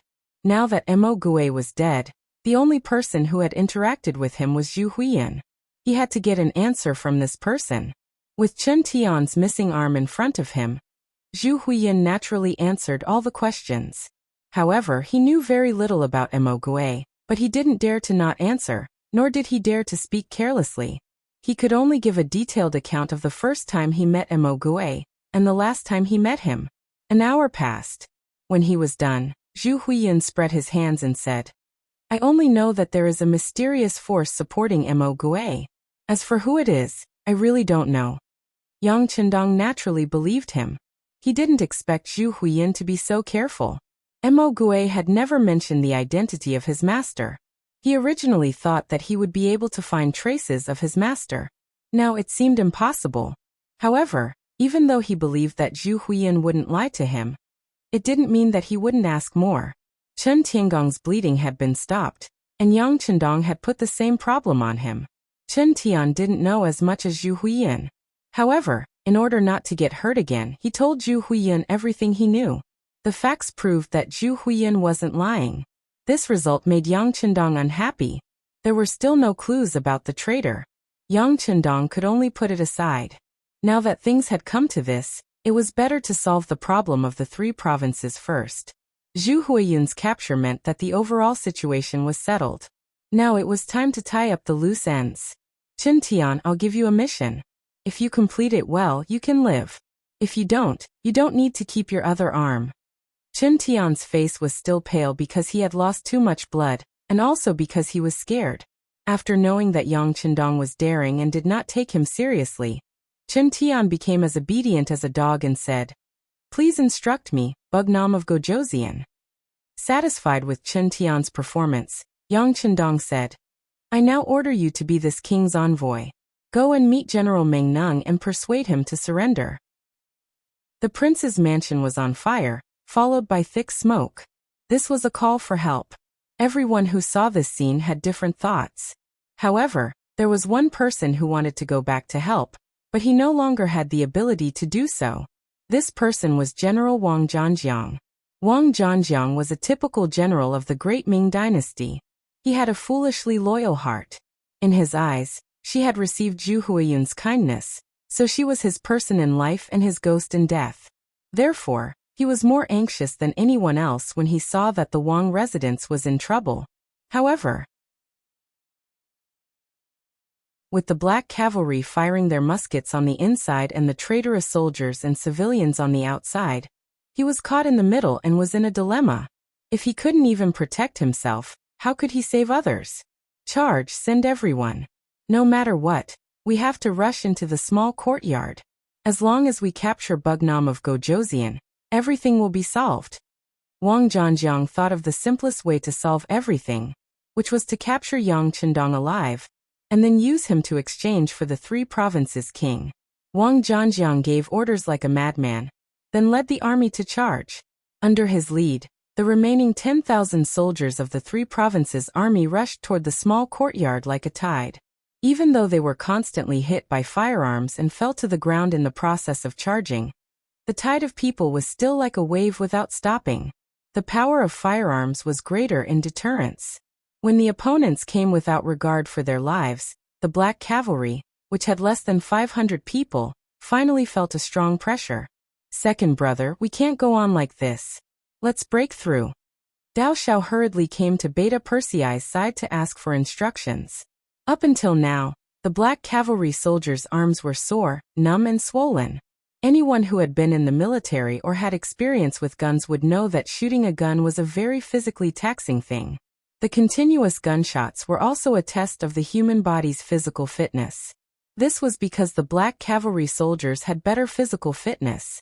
If it were an ordinary person, they would have been unable to shoot because their arms could not bear the force. A small number of the 500 Black Cavalry soldiers were injured, but most of them had reached their physical limits, especially when their arms were numb and they could no longer shoot. Even if they forced themselves to hold the gun, they had already lost their aim. Then let's break through. Beta Persei was also a little surprised by the stubbornness of the 3 provinces army, but fortunately, the young master was no longer here, so he did not have to stay here and not move. Organize those who can still shoot, and let them be responsible for covering the retreat of the others. We'll break through to the east. After Beta Persei gave the order, those who were supposed to set up the booby traps did so. The soldiers who were supposed to retreat also lined up, and the injured soldiers were supported by their comrades to the east. Beta Persei's decision was very decisive and caught the 3 provinces army off guard. The east side was the main target of the attack, and a hole was quickly opened. Beta Persei and the others took the opportunity to leave. General Wang Zhanjiang, who was left behind, finally rushed into the small courtyard with the soldiers. "Quick, surround this place. Don't let a single one escape." Finally, he rushed into the small courtyard. At this moment, Wang Zhanjiang's face was full of excitement. He seemed to see the scene of capturing Yang Qindong alive, and then saving Zhu Huituan, becoming the first hero. Boom boom boom. Boom boom boom. The booby traps left behind were triggered, causing a series of explosions. Hundreds of soldiers from the 3 provinces army were killed or injured by the explosions. But Wang Zhanjiang did not care about all of this. In his eyes, all of this was just the Black Cavalry's last resistance. Quick. Charge in. They don't have any power to resist. Charge in. Other than Wu Nenwang, kill everyone else. Kill them all. After losing so many people, he could finally get his revenge. Wang Zhanjiang had been suppressing his anger for a long time, but it was destined that his idea would not come true. When Wang Zhanjiang rushed into the small courtyard with the soldiers from the 3 provinces, He saw that there was no one there. Not to mention Yang Qindong's figure, there was not even a corpse of a dead 5-star army soldier. What's going on? Faced with this result, Wang Zhanjiang felt his mind go blank. He could not understand why this was happening. Reality did not give him more time to think, because soon after, a soldier came to report that the courtyard was surrounded by the rebel army and civilians. In other words, they were now the prey and had nowhere to run. How many people do we have left? Wang Zhanjiang's face changed when he heard that they were surrounded. But he did not give up on the idea of breaking out. As long as he still had his strength, there was still a chance for him to break out. General, we only have about 3,000 people left. This answer made Wang Zhanjiang's face change. Then, like a zombie that had its energy sucked out of his body, he fell to the ground with a plop. He knew that this time, it was completely over. Nearly 15,000 soldiers fought with no regard for their lives and did not care about the heavy losses. Until now, there were only about 3,000 people left. On the contrary, there were more than 20,000 rebels and civilians outside. He knew that this was a complete failure. Wang Zhanjiang did not believe that the 3,000 people he brought with him would have the strength of the black cavalry to be able to break out of the heavy encirclement. The general had lost his fighting spirit and hope. The other soldiers looked at each other, and also lost their fighting spirit. Some of them even looked at Wang Zhanjiang, and were ready to make a move. It was every man for himself, and it was time for him to fight for himself. A few hours later, around noon, the soldiers under Wang Zhanjiang's command rebelled, and he was killed in the courtyard. No one would have thought that the place that was supposed to be Yang Qindong's burial ground would become Wang Zhanjiang's burial ground. With Wang Zhanjiang's death, the remaining soldiers from the 3 provinces abandoned their weapons and surrendered. They were taken over by Chenghu's soldiers and civilians. This was not the only piece of good news. Chen Tian also brought Meng Neng over. After learning that the 5-star army could keep him and his family alive, and that he could keep 10% of the wealth for his own use, Meng Neng chose to surrender. The exception was the 10,000 Miao soldiers outside the city. Under the leadership of Miao King Wu Yingtu, they escaped in advance. Clearly, he also saw that the situation was turning for the worse. However, considering the various conflicts he had with the 5-star army, he did not believe that the other party would let him off so easily. Thus, he chose to flee, choosing to head to the Chuxiong Manor to meet up with General Luo Guan, Brigadier General Rajiv, Azad, Hak and the others. In just one night, Yunnan Manor changed hands. The original owner, Zhu Huihua, became a prisoner and Yang Qindong, who was surrounded and killed, became the owner here. Beta Persei rushed to Yang Qindong with a telegram and reported, "Young master, the latest news is that 80,000 enemies have appeared in the west of the city. They are heading towards Yunnan Manor. If there are no accidents, they will reach the west wall in 2 hours." Previously, Beta Persei led the Black Cavalry to break out of the encirclement, and then met up with Commander Cheng Hu and the others who were outside. Then he came to the 3 provinces and walked to Yang Qindong's side. It was also because of Beta Persei's timely breakout that the Black Cavalry did not suffer any major losses. After a few days of fighting, the 500 Black Cavalry only lost 3 people in battle, and more than 20 were injured. Most of the soldiers were just overly tired. Once they had enough time to rest, they would immediately be full of energy. 80,000? After Yang Qindong heard this, his expression did not change. He knew that this was the last force that Zhu Huihua left in Yunnan province. There was nothing to be afraid of against an enemy that had no backup. As long as they defended the city and stabilized the situation, victory would eventually be theirs.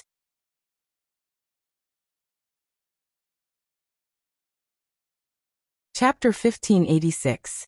How many people can we mobilize? Yang Qindong asked Beta Persei, thinking that they would need an army to defend the city. "Young master, we have about 40,000 soldiers at our disposal. Among them, 30,000 are surrendered soldiers.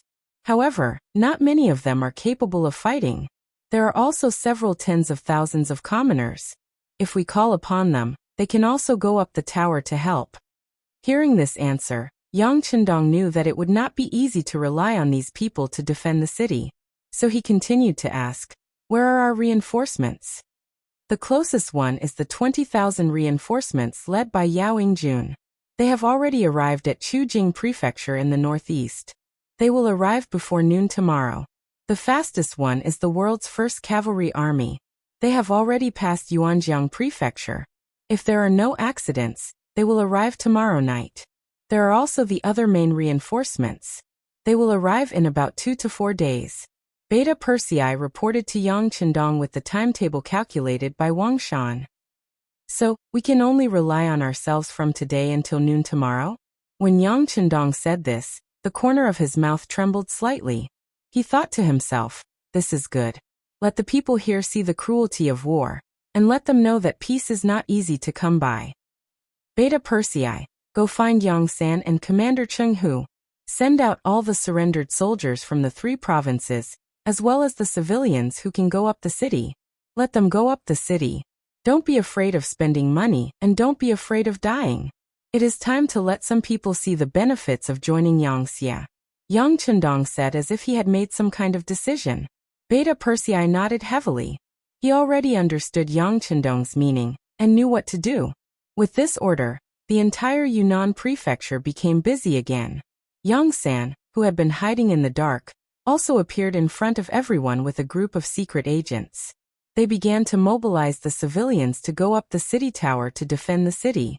It must be said that the 3 provinces were ruled by the 3 provinces' king, Zhu Huifeng, and many soldiers were recruited over the years.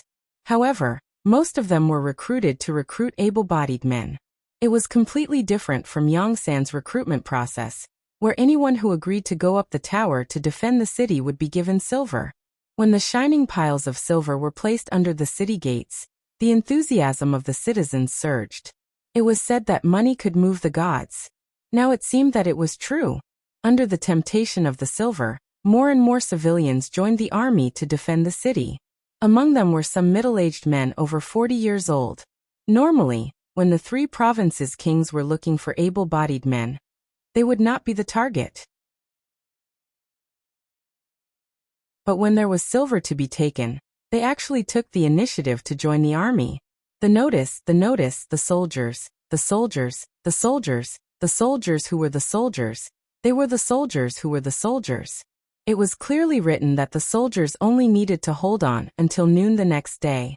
Once the reinforcements from the 5-star army arrived, they would be considered to have completed their mission. Furthermore, they would not need to return the silver to the person who completed the mission. In the end, it was just 1 day. Every person who joined the army would be able to receive 5 taels of silver. To the commoners, this was no different from a pie falling from the sky. As a poor commoner, there were naturally not many people who would reject such an opportunity. The result of the recruitment was far beyond the expectations of Beta Persei, Yang San, and the others. When they saw that there were 40,000 civilians, as well as the surrendered soldiers, they all joined the mission to defend the city because of the silver. When the number of soldiers expanded to 80,000, they reported this to Yang Chendong. Hehe, do you see that?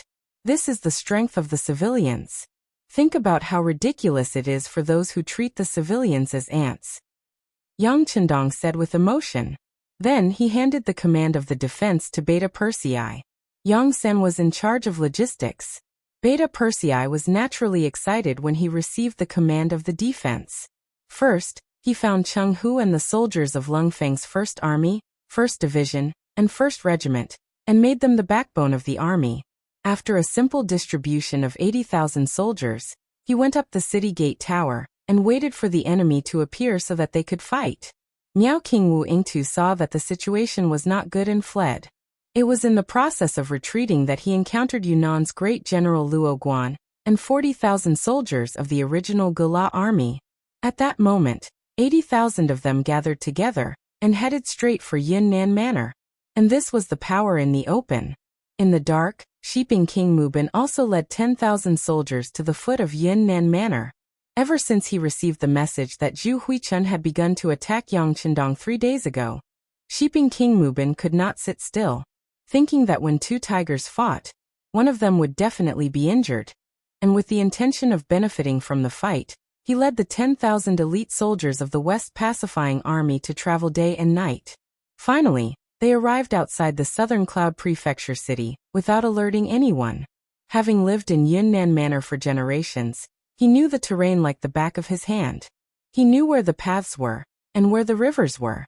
It was because of this advantage that even Yang Xie's intelligence department did not know about the appearance of the sheeping army. It had to be said that this was the advantage of being a local snake. After arriving outside Yunnan Manor without anyone knowing, the scouts sent out found out that the 3 provincial armies were about to arrive at the city gates. The 5-star army in the city was also actively guarding against them. So the war is about to start. Then we just have to wait. Hearing the news, Mu Bin quickly suppressed his intention to take action. As for the missing Zhu Huichun, the 3 provinces' king, he did not care at all. Without the king of the 3 provinces, Southern Cloud Prefecture would be his lair. If he had been actively defending himself all these years, he might have been able to fight against the 5-star army. It was all because of this person that his plan was delayed. Mu Bin did not have a good impression of Zhu Huichun. This was a typical shirking of responsibility. If he could not do something well, he would always find all kinds of excuses to blame others. This was also a sign of irresponsibility. Yunnan Manor was currently heavily guarded. It was not a suitable time for him to attack. Sheeping King could wait. He was like a venomous snake in a dark corner. When the time was right, he would open his mouth and bite to achieve his goal. As for Luo Guan's troops, a group of 80,000 soldiers rushed over. Finally, they arrived outside the west city of Yunnan Manor, just after noon. Then the army got into formation. Perhaps they had also received news that the 5-star army's reinforcements were on their way. They did not have time to build catapults. They only took out some siege ladders. As the war drums of the 3 armies beat, they got into formation to attack the city. On the west city tower of Yunnan Manor, the surrendered soldiers and civilians looked at the mighty 3 provinces army that was in formation outside the city. Everyone had a bitter expression. Previously, they were tempted by the money that made them forget everything and join the army. However, when they saw the huge formation of the enemy, they realized that it was not easy to get the money. However, since he had received the money, he had to do something. Otherwise, even if the 3 provincial armies didn't attack the city, the inspection team arranged by the 5-star army in the city wouldn't let him off. Forget it. Let's do it. There are so many of us. Let's not be afraid. Even if they could not figure it out, the soldiers had to think it through. When they saw so many of their comrades standing around them, they could only cheer themselves up. This was also the thought of many of the soldiers guarding the city. Beta Persei and Yongsan also saw this scene. Haha. Yongsan laughed and said to Beta Persei, "Second brother, it seems that the morale of your soldiers is a little low. They are all new recruits. Many of them have not even seen blood. It's not a big deal for them to behave like this," Beta Persei said magnanimously. Although the morale of his 80,000 soldiers was indeed low, Beta Persei was not worried that the 3 provinces' army outside the city would attack the city. After all, the military strength of both sides was basically equal. In addition, they were the ones defending the city, so they had a natural advantage. Among the soldiers, there were the backbone of the Cold Front Regiment. The other party did not have heavy weapons to attack the city. No matter how he looked at it, his side had too much of an advantage. Seeing how confident Beta Persei was, Yongsan was not worried anymore. After reminding him that the sword had no eyes, he went down the city tower to prepare food. Zhu Huihua had done some good things. For example, there was a lot of food stored in the city's warehouse. This was originally for his recruitment and independence, but now it was all given to Yongsan. With these things he could make incomparably delicious food. Presumably, under the stimulation of delicious food, the morale of the soldiers should also be improved. Okay, go and prepare more meat. I will use this to encourage the soldiers. Beta Persei naturally knew the importance of food to the soldiers. He smiled and sent Yongsan away. Then he ordered someone to call Cheng Hu and instructed him that if the city tower was in danger, the backbone of the Cold Front Regiment would have to personally come out and kill the enemies on top of the city. Second brother, don't worry. It's only because the 6th young master didn't allow firearms. Otherwise, we wouldn't even need these people. Our cold front regiment alone is enough to defend the city without losing it. If it's done well, we can even launch a counterattack. Cheng Hu replied confidently, Haha, I know your cold front regiment is powerful. However, the 6th young master also wants these people to see blood. Sometimes, no amount of education is as good as experiencing it yourself. So let's not use firearms. Unless the situation is out of our control, tell the soldiers that no one is to use firearms. Beta Persei of course knew how powerful the Cold Front Regiment was. This regiment, which was called a typical regiment by the outside world, was only second to the Black Cavalry in terms of combat ability. The city tower was ready. The soldiers of the 3 provinces outside the city also launched their attack. They already knew that the defenders were made up of surrendered soldiers and ordinary civilians. There were no real elite forces like the 5-star army. This made them feel relieved.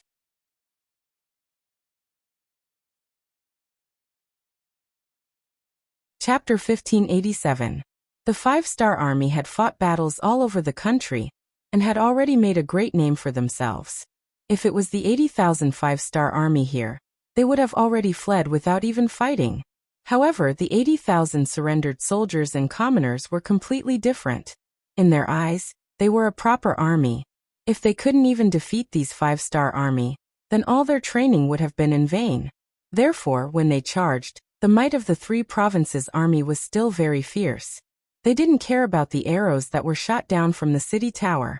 They charged up the city walls with minimal losses, then set up countless scaling ladders, and began to attack the city. Commoners who hadn't been trained could only shoot arrows. As for how far they could shoot and whether they could hit people, it was still too extravagant. Therefore, in the first wave of counterattack, the defending side didn't perform well. It wasn't until they saw countless scaling ladders on the city tower that countless enemies began to climb up with the help of the scaling ladders. When some of them were about to charge up, the defending soldiers became afraid. They didn't dare to imagine how many of them could survive in close combat. Don't panic. Take the prepared sleepers and throw them down. Quick. Cheng Hu was in charge of commanding the front lines.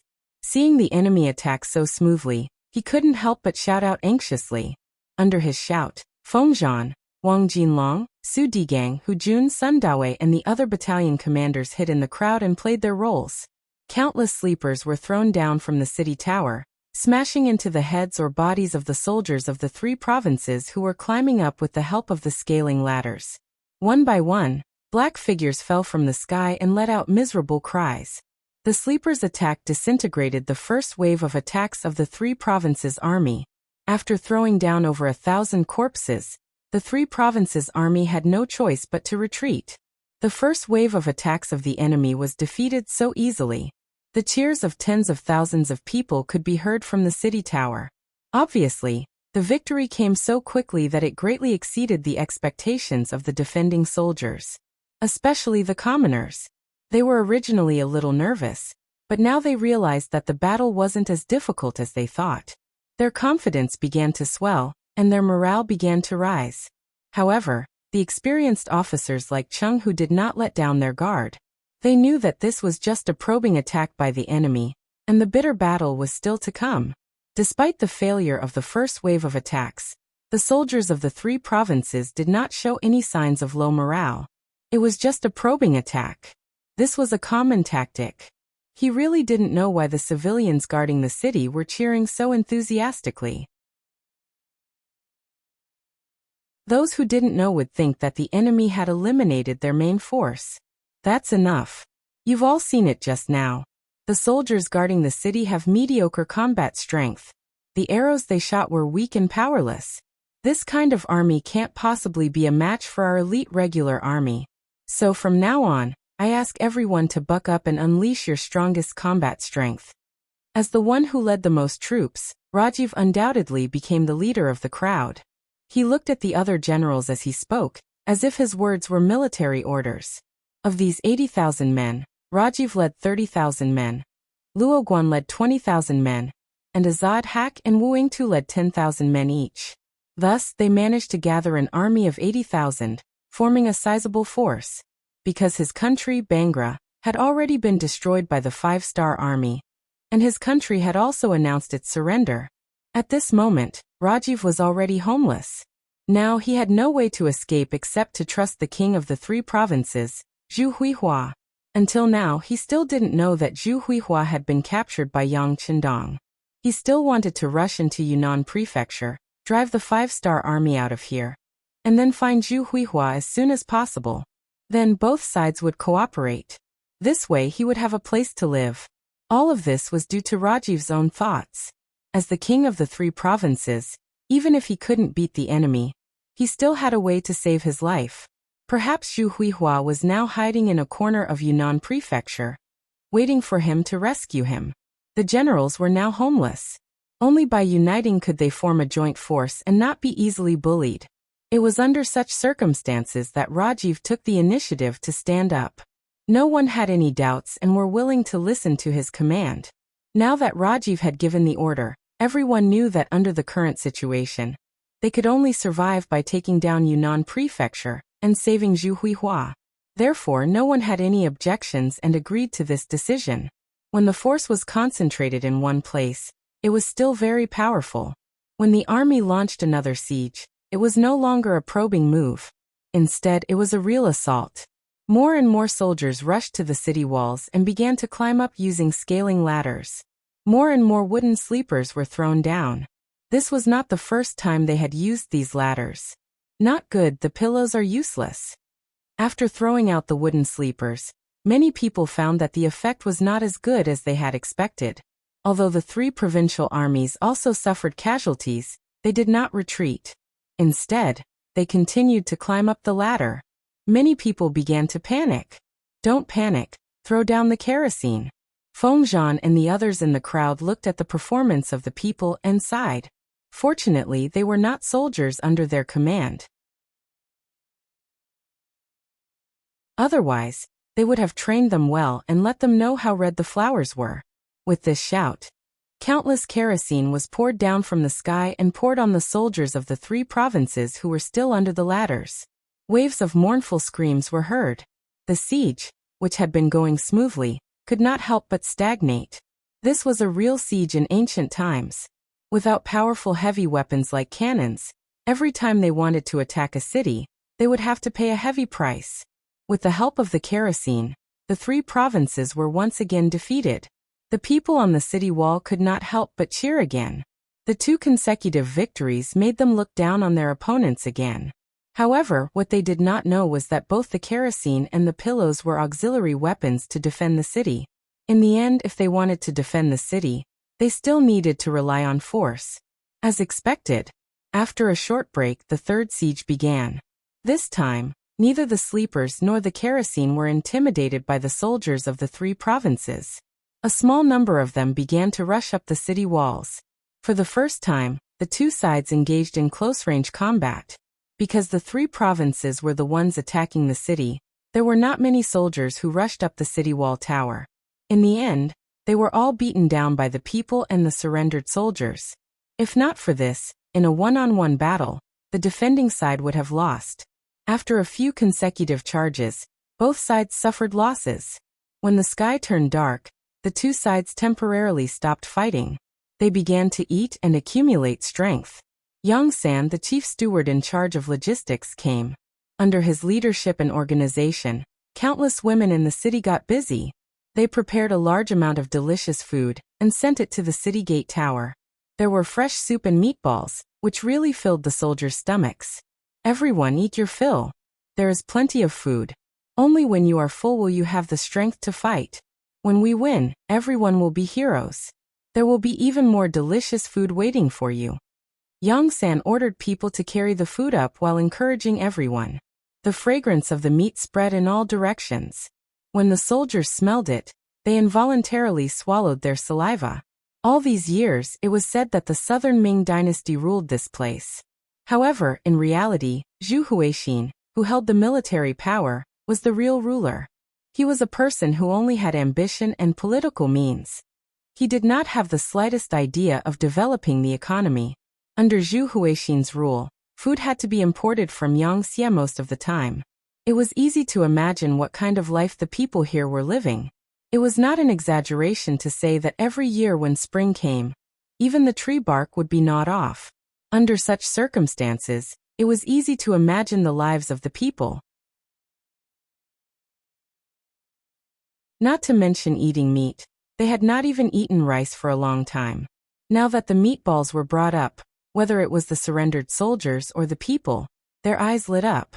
If not for the cold front soldiers watching from the side, they would have reached out to snatch them.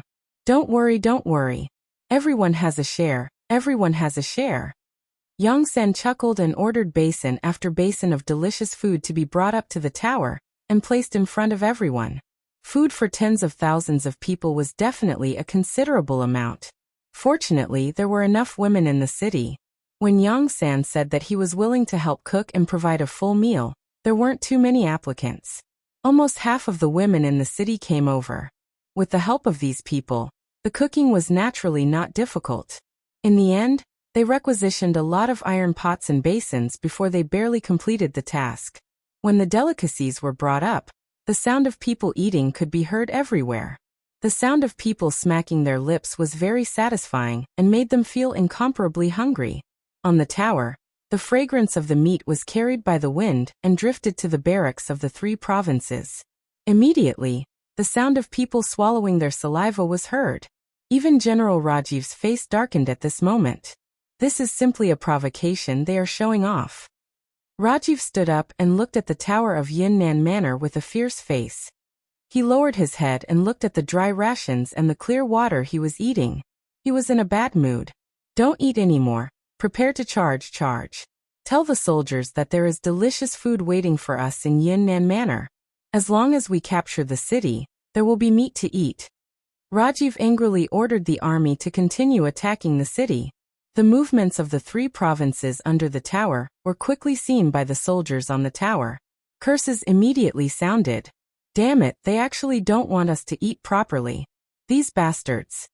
I haven't eaten my fill yet, and they are coming. Are they rushing to their deaths?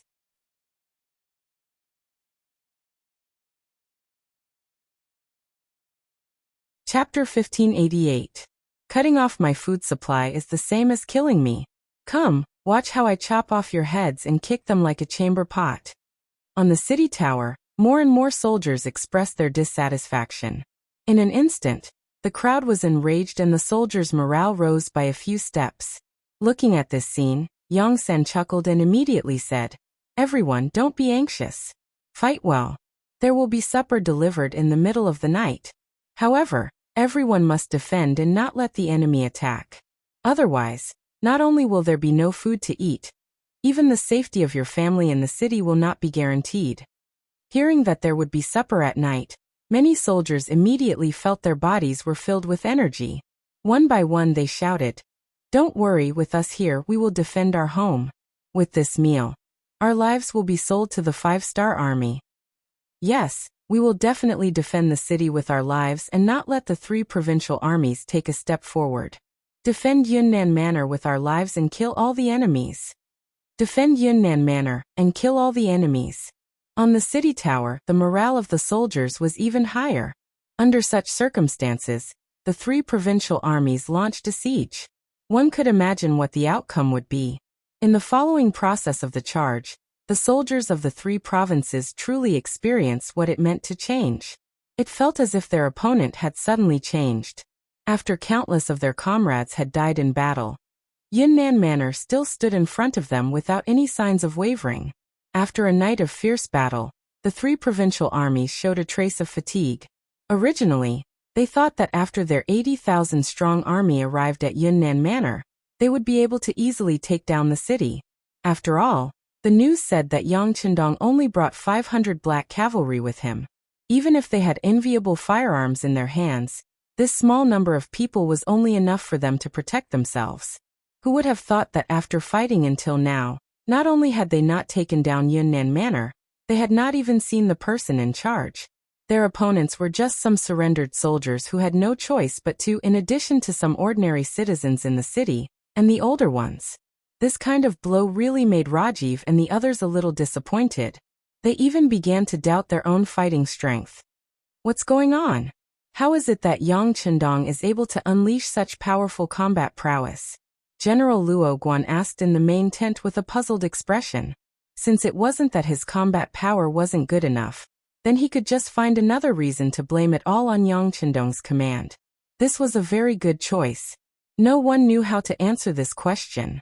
The morale of the people in the tent began to plummet. In fact, things were not as bad as they had imagined. As the defenders of the city, they had also paid a heavy price. After an afternoon and a night of intensive attacks, more than 10,000 surrendered soldiers were killed or injured. The civilians were even worse off. The number of casualties reached 20,000. This was the difference between untrained and trained. Those who had been trained would naturally be able to borrow strength and cooperate with each other. Those who had not been trained would only rely on their brute strength. If it weren't for Lung Feng's occasional attacks on the city walls, the city might not have been able to defend itself. Of course, this had a lot to do with the short amount of time they had to defend the city. Yang Chendong had promised everyone that he would only defend the city for 1 day and 1 night. Once the reinforcements arrived, they wouldn't have to risk their lives anymore. It was because of this hope that everyone could continue to persevere. Even though many of the civilians were still vomiting after seeing the blood, they endured it when they thought about how they would be able to return home with their silver. On the other hand, if there wasn't a time limit, their hearts would have been in chaos. Rajiv and the others didn't know this. They understood that the city was very difficult to attack, and the 5-star army's reinforcements were about to arrive. They had reached a point where they had to make a decision. They could either continue to attack the city and charge without caring about their losses, or they could take advantage of the fact that the 5-star army's reinforcements hadn't arrived and immediately retreat as far away as possible to preserve their limited strength. As for what to do, the generals looked at each other and didn't make a final decision. Report. Just when everyone didn't know what to do, a messenger entered the main tent. Report. A young man who claims to be Mu Tsong is outside the tent. He says he has an important matter to discuss with all of you. Mu Tsong? The eldest son of Shiping King Mu Bin. Luo Guan and Wu Yingtu looked at each other. Others didn't know, but they knew this person's identity. Next, Luo Guan explained Mu Tsong's identity to Rajiv and the others. After hearing that this person had Shiping King's background, hope reappeared in Rajiv's eyes. Quickly invite him in. At this time Mu Tsong suddenly appeared outside the tent. Even if one thought with their toes, it was obvious why he was here. In the past, Shiping King was also a potential enemy of the 3 provincial kings. If this person dared to appear, he would definitely be captured alive. But now that there was a powerful person like Bugnam of Gojoseon, infighting was impossible. They should be thinking about how to unite. Under the guidance of the messenger, the extraordinary Mu Tsong walked into the main tent. As a minister and general of the Ming dynasty, the great-grandson of Qianning King Muing, the grandson of King Ding Yuan Mu Cheng, and the son of Duke Qian Mu Bin, as well as the future third-generation Duke Qian, he had a strong noble aura. Just by walking in, his extraordinary aura was revealed. Especially the smile on his face, it gave people a feeling like a spring breeze. In fact, after the ministers of the Ming dynasty, there were very few idiots, especially those who were groomed by big families to inherit the mantle. They had to undergo all kinds of training from a very young age. This was also the reason why the nobles could last for hundreds of years. The so-called existence was reasonable. The nobles were able to survive under the constant replacement of the ministers and the constant change of the emperor. They also had to put in quite a bit of effort behind the scenes. Mu Tsong, who had been trained as a successor since he was young, had been learning skills since he was 3 years old. Now, although he was only 17 years old, the aura around him was already not something normal people could compare to. After entering the tent, Mu Tsong first inspected everyone before cupping his hands in greeting. When he greeted Ravji and the others one by one, he called out everyone's names. Without being introduced, he could clearly recognize everyone. This was enough to prove his skills and also showed that Mu Tsong had done quite a bit of work in secret. Like this, Mu Tsong's first impression of him was quite good. Rafi spoke up and gave them a seat. The 6 of them sat down together. After Mu Tsong sat down, Raffi looked at Luo Guan. The only Han general asked, "But I wonder why young Master Mu is here?" This was clearly a consultant who knew what was going on, but no one had any doubts about this statement. Even if everyone had guessed Mu Tsong's intentions, they couldn't just say, "What, are you here to help us?" "That's great, we're very grateful. Please make your move quickly. Just tell us what you need and we'll agree to it." How could Mu Tsong not sense that Luo Guan was probing? He immediately smiled and said, "Generals, this young master is here on my father's orders to assist you in taking down Yunnan Manor." Everyone couldn't help but heave a sigh of relief when their intentions were revealed. Even if they had guessed it, it had a completely different meaning when it came from Mu Tsong's mouth. But what does His Highness King Shiping want to do? This time, Raffi took the initiative to ask before Luo Guan could speak. It was clear that this person was indeed anxious. Seeing Raffi's hopeful eyes, Mu Tsong chuckled. Then he opened his folding fan and said with grace, "Generals, the current situation is very critical. The 5-star Army's reinforcements are about to arrive. The earliest wave might appear outside the battlefield in a few hours. In other words, there isn't much time left. If we still can't take down Yunnan Manor, have you considered the following situation?" "Situation? What situation?" Raffi asked with an unsightly expression. Seeing that the other party didn't want to face this question, Mu Tsong chuckled and said, "Generals, Bugnam of Gojoseon has already arrived at Yunnan Manor. The next step is to solve the problem of the 3 provinces. Now that the 3 provincial kings are still alive, it means that Bugnam of Gojoseon has no opponents here. Once the main force of the 5-star army arrives, with his personality, how could he tolerate the existence of generals here? I'm afraid a large-scale cleanup operation will be imperative at that time, right?" Everyone's expression sank. This was exactly what they were worried about. If they didn't consider this problem, they would have already retreated. Why would they be stuck in a dilemma here? Since no one objected, Mu Tsong continued. "Now that Bangla has been destroyed by Bugnam of Gojoseon and the 3 provincial kings are missing, everyone has become rootless duckweeds. If we don't think of a way to join a new faction, we can't think of any other outcome other than being destroyed." "Oh right. You don't have to think about where you can't go in the world. Hee, the truth is that other than Nanming, the surrounding areas have been occupied by the 5-star army. Even if you want to go, you don't have a direction." Rajiv's and the others' faces turned uglier and uglier as they listened to Lin Yun's words. Faced with this kind of humiliating words, they really wanted to object. However, they helplessly found that what Mu Tsong said was right. Even if they wanted to refute, they didn't know what to say. Everyone's silence was enough to explain the problem. Mu Tsong knew that the time had come, so he opened his mouth again and tried to recruit. "Generals, there are only 2 paths in front of you now. First, immediately surrender to Bugnam of Gojoseon, and you might be able to keep your life. But forget about glory and wealth. To be honest, with your actions and the fact that you attacked the city, it's already good enough that you can keep your life. As for the second path, it's to join my banner. As long as you're willing to join, you'll be a general of Nanming. My father can guarantee your safety in your current position. After all, no matter how powerful Bugnam of Gojoseon is, he's still a subject of the Great Ming. How can a subject provoke his master?"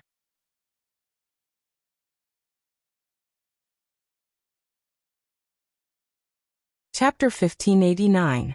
The matter was finally made clear. Mu Tsong didn't seem to be in a hurry for everyone to express their stance. Instead, he put away his folding fan and slowly sipped on the tea on the table. However, from time to time, his eyes would vaguely sweep across the crowd, indicating that his heart was not calm at all. Coming as a lobbyist this time was also a risk. No one knew what Loveji and the others were thinking. What if they were prepared to surrender to Yang Chendong? Then wouldn't he be walking right into a trap and be captured to take credit? Although the possibility of this was very low, it was still possible. Therefore, Shiping King Mu Bin didn't agree to Mu Tsong coming as a lobbyist until Mu Tsong said it was a critical moment of survival. Yunnan Manor was where the Mu family had lived for generations. Without this place, they would have no roots, no weight, and no influence in the southern Ming Empire. For the Mu family's future, And to thank the great Ming Empire for their kindness to their ancestors, this risk was worth taking. That was why Mu Tsong appeared here. That was why he said those words. But in reality, his little heart was pounding rapidly. He was even prepared to die for a noble cause. Even if he died, he couldn't fall into Yang Chendong's hands and let Bugnam of Gojoseon use him to threaten his royal father. Mu Tsong carefully observed everyone. At this moment, everyone was seriously considering Mu Tsong's words. As he said, they really didn't have any other choice now. Disregarding everything else, it was indeed as the other party had said, they had no way out. If they couldn't take down Yunnan Manor and rescue Zhu Huiqiang before the Five-Star Army's main force arrived, then they really wouldn't have a place to live in the future. Could they rescue Zhu Huiqiang just by taking down Yunnan Manor? Who knew if this person was alive or dead, or had fallen into Yang Chendong's hands?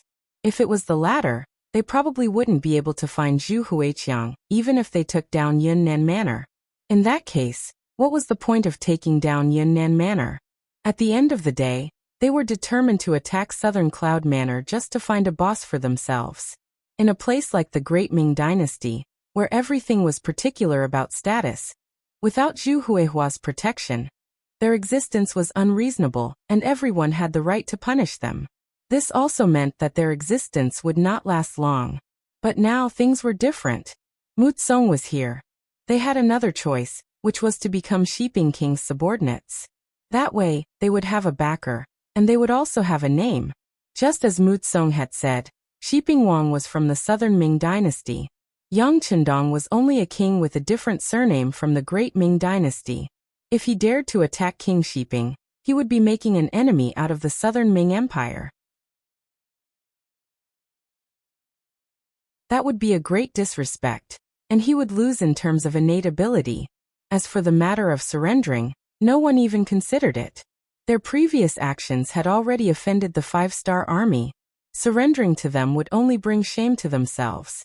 Therefore, there was only one option left, which was to seek refuge with King Shiping. The generals quickly made a decision in their hearts.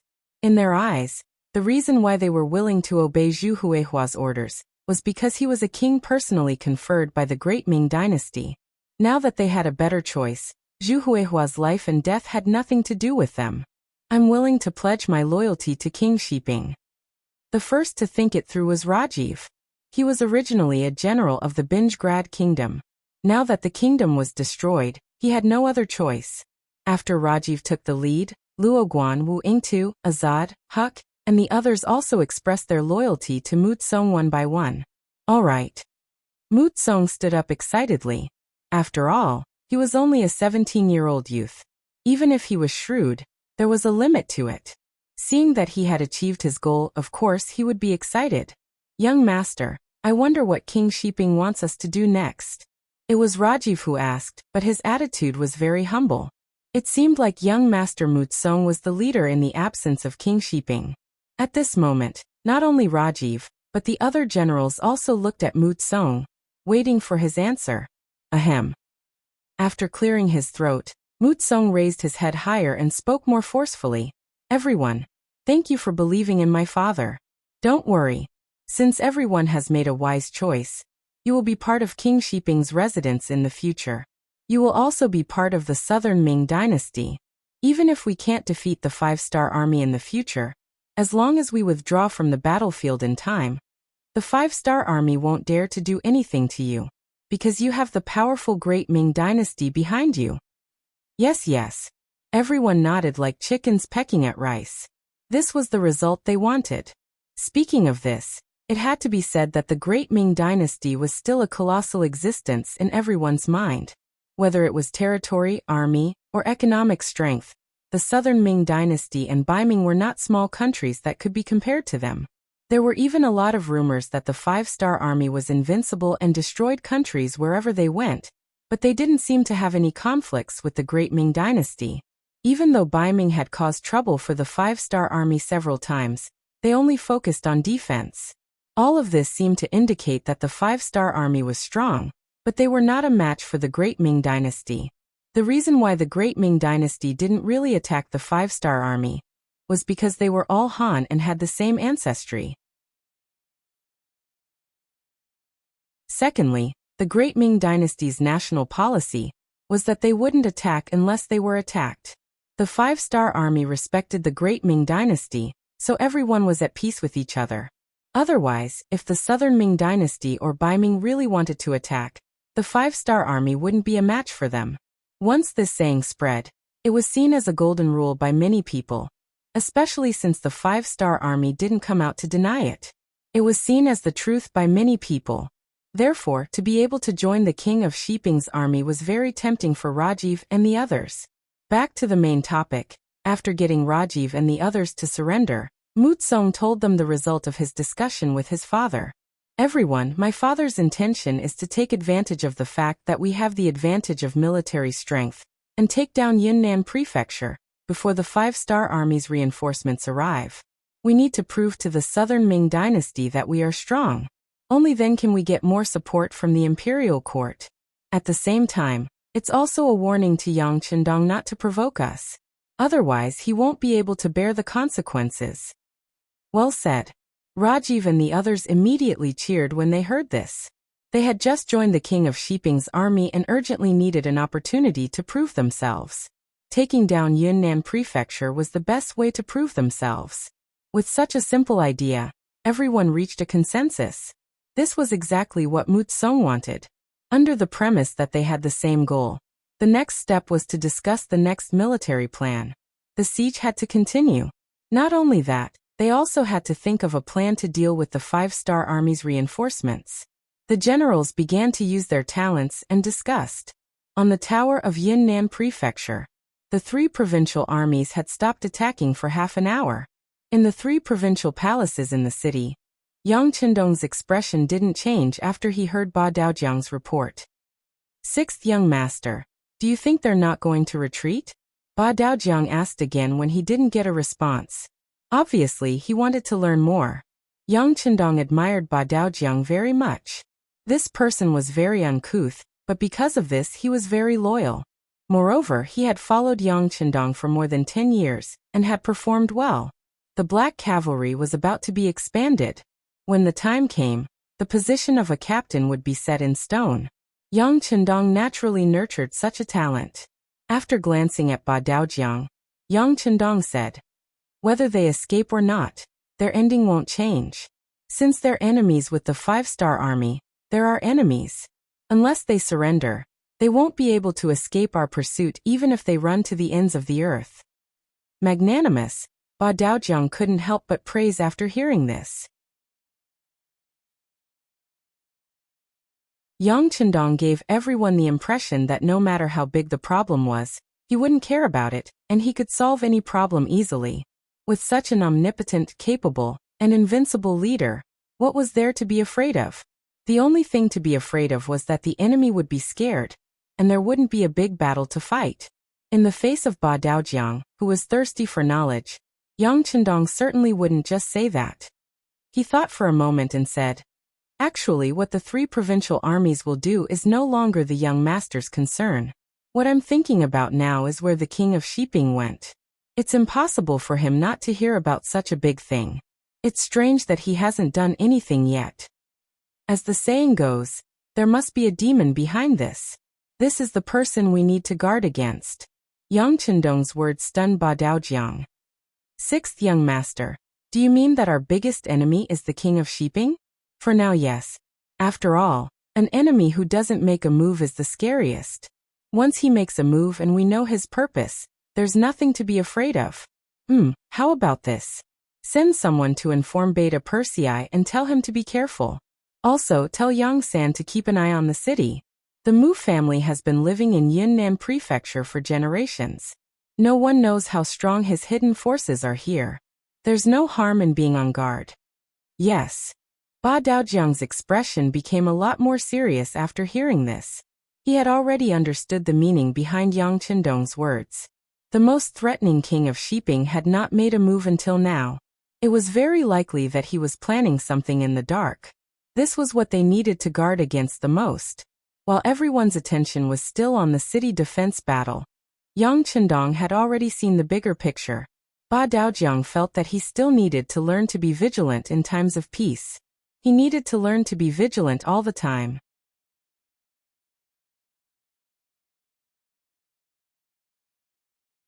Chapter 1590.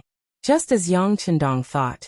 A group of people were having a gathering in a rather large courtyard in the southern Cloud Manor. The courtyard was filled with people. If one looked carefully, one would see that their waists were bulging and they were all carrying weapons. At this moment, there was no one else other than the three great clans in Yunnan who could rise up such a force in the city. The three great clans of Yunnan referred to clans that had a certain amount of power and wealth. There were many forces like this in the entire Great Ming Dynasty. As big as the capital city of the Northern Ming Dynasty and the capital city of the Southern Ming Dynasty, such forces existed in small towns. This was what people often called the Sher family group. It could also be called the tyrant. Speaking of aristocratic groups, they were not only in the Great Ming Dynasty, but also in other countries. Yang Chendong's method of dealing with them was very direct. If words had to be used to describe it, it would be 4 words: uprooting them. Yes, uprooting them. No matter what kind of background they had or what kind of backing they had, even their country would be destroyed. So why would they care about a small force like yours? If you know what's good for you, take out 90% of your wealth, and we can spare your lives. However, you can't stay where you were before. You will have to move out like most people. This is also the best way to reduce their influence. On the other hand, if they encountered people who wanted money more than their lives, they would be killed. The money would directly go to Yang Xie's treasury, and could be used to fill the treasury, making it much simpler. It was precisely because of this that without the existence of the so-called aristocrats, the security of the land occupied by Yang Xie quickly stabilized. After all, there was no one to organize them to resist the Han army, which was equivalent to having no opponents. All this time, Yang Chendong had dealt with the aristocrats of foreign races. He had not directly come into contact with the aristocrats of the Han. South Cloud Manor was the first town that the Yang faction had conquered. Naturally, some of the problems that had been hidden under the surface were exposed. Yunnan Manor was the capital of Yunnan. To be able to be called one of the 3 great clans, their influence was not something that ordinary small clans could compare to. Usually they were in a competitive relationship. After all, the market was only so big. The more you did, the less you would get. So usually they hated each other to death. But now, because they had a common goal, they were united. There was no such thing as an eternal friend in the world, only eternal benefits. The so-called 3 great clans were the Qin clan, Wang clan, and Li clan. Speaking of which, these 3 families all had a close relationship with the king of the 3 provinces, Zhu Huixin. They were either related to him by blood, affection, or direct interests. Let's put it this way. The reason why these 3 clans were able to grow so big was all thanks to Zhu Huixin's daily care. The reason why these 3 families were able to grow so big was because they had a very good relationship with the Mu family, who was previously known as the King of Yunnan. Now that Zhu Huixin's whereabouts were unknown, the 3 families did not know that the 3 provincial kings had been captured by Yang Chendong. That was why they didn't make a move until they received Wang Mubin's letter. Only then did they have a clear direction. Now they gathered together for this meeting to discuss how to gain benefits in this chaotic world. Merchants didn't like chaotic times, and so did nobles. Although this represented an opportunity, it also represented killing intent. After all, they could make up for it in the future if they made less money, but if they lost their lives, they would lose everything. However, they only had money and a little power. It was impossible for them to stop the general trend, let alone the powerful 5-star army. Therefore, when chaos came, they could only watch it first. Just as they were thinking about whether they should meet Yang Chendong and sound him out, King Shiping's letter arrived. The 3 families all received the letter, and the content was almost the same. King Shiping asked them to join forces to create chaos in the city and act as spies for them to counterattack Yunnan Prefecture. The letter also stated that Yang Chendong's daily behavior was quite cruel to the nobles. If the 3 families did not cooperate, they could only leave 10% of their wealth and get out of Yunnan Prefecture. It was this letter that completely made the 3 families make a choice, which was to become enemies with Yang Chendong. After all, their roots were in Yunnan Prefecture, and they owned a lot of land and industries here. If they could take away their industries, what about their land? Therefore, once they really left this place, it meant that they would lose a lot. This was absolutely the same as taking away their lives. No one was willing to give up everything, take out the foundation that generations of their family had worked hard for decades, or even hundreds of years. If they did that, they would not be able to see their ancestors after death. Since they didn't want to surrender, the only way left was to fight with their lives on the line. Fortunately, the main force of the 5-star army had not yet entered the city, so they still had a chance. Especially with King Shiping outside the city, it seemed that they had a high chance of winning. The three families sat together. The heads of the three families, Qin Yingkang, Wang Shufu, and Li Jiayin, sat facing each other in the innermost secret room in the courtyard. Since the three families had made a decision, the next step was to see how much strength they could contribute. Qin Yingkang was the first to speak. The Qin family can organize a team of 1,000 people. The Wang family can organize a team of 800 people. The Li family can also organize a team of 800 people. Wang Shufu and Li Jiayin also expressed their opinions one after another. For a big family like theirs, it was not difficult to gather such a number of people with guards and some workers. Moreover, the Great Ming Dynasty did not prohibit weapons from being sold in the market. It only prohibited armor from being sold in the market, so weapons were not a problem for them. With the strength of nearly 3,000 people in hand, the three heads of the big families looked at each other, with a faint expression of excitement. They knew that once this matter was completed, they would definitely be great contributors. Their achievements in the future would definitely be greater than now. If they could even capture or even kill Bugnam of Gojoseon alive, it was very likely that they would be heavily rewarded by the imperial court of the southern Ming dynasty. That's right, the target of the three families was Yang Chendong, which was the original king residence of the three provinces where he was now. At this time, the defense of the king residence of the three provinces could be said to be extremely weak. All the forces that could be used were sent to the city tower to guard the city. This caused the defense of the king residence to be less than 1/10 of the usual. This was the time for them to attack. Under a surprise attack, with the advantage of numbers, it was very likely that they would succeed. If that was the case, not only would the king of Shiping thank them, but the emperor of the southern Ming dynasty would also thank them. After all, Yang Chendong's existence was a huge threat to everyone. With the soldiers in hand, the next step was to discuss the invasion plan. Based on the three families' understanding of the Southern Cloud Prefecture, they quickly formulated an invasion route to ensure that the army would be placed outside the king residence of the three provinces without attracting any attention, and launch a fatal attack. Since there was time, the three heads then went to make arrangements. For example, the distribution of weapons and raising of morale required time. Therefore, they set the time for the attack to be 4 hours later, which was before noon. Yang Chendong was completely unaware of all this. Not only did he not know, but Yang Sen also did not receive any news.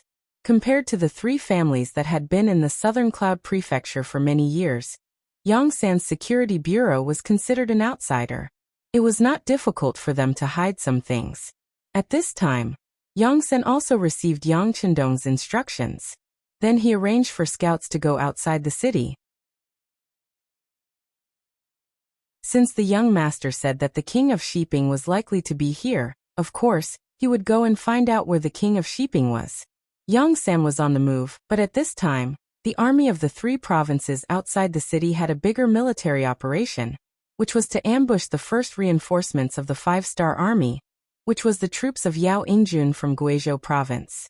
Taking advantage of the fact that they were the closest, Yao Ingjun persuaded Jiang Wuqing to surrender, and led 20,000 troops straight to Southern Cloud Prefecture. The vanguard general of this army was Jiang Wuqing.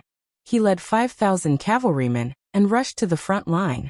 Since Jiang Wuqing had made the decision to surrender to the 5-star army, of course he wanted to perform well. Therefore he gathered all the warhorses and formed a team of 5,000 cavalrymen, in order to be the first reinforcements to appear outside Southern Cloud Prefecture.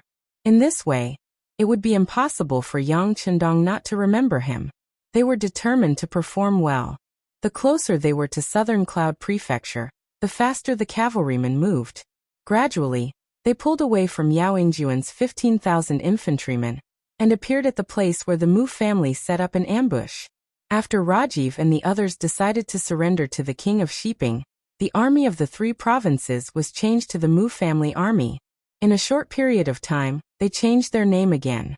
Originally, they were called the Bengal Army, then the Three Provinces Army, and now they were called the Mu family army. Perhaps it was because the name was changed too frequently that everyone simply did not care. After the name change, Mu Tsong was given the authority to lead the troops. He first arranged for Angela and Miaoying to continue to lead the troops to attack Southern Cloud Prefecture. He asked them to create a commotion to confuse the Five-Star Army.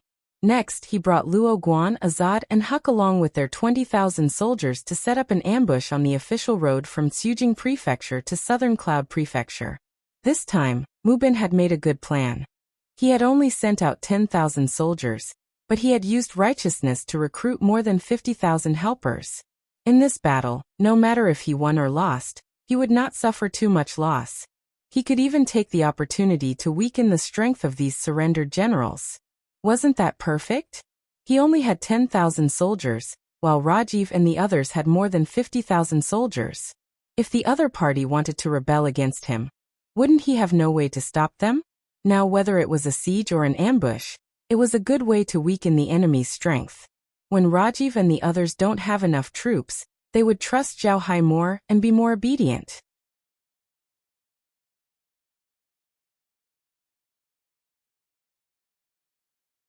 Chapter 1591. Meanwhile, Mu Tsong had brought 20,000 soldiers to the edge of the forest. The 20,000 soldiers entered the forest beside the official road and drew their bows. They were ready to attack at any time. This was the first battle after joining Shiping. Everyone wanted to perform well to raise their status.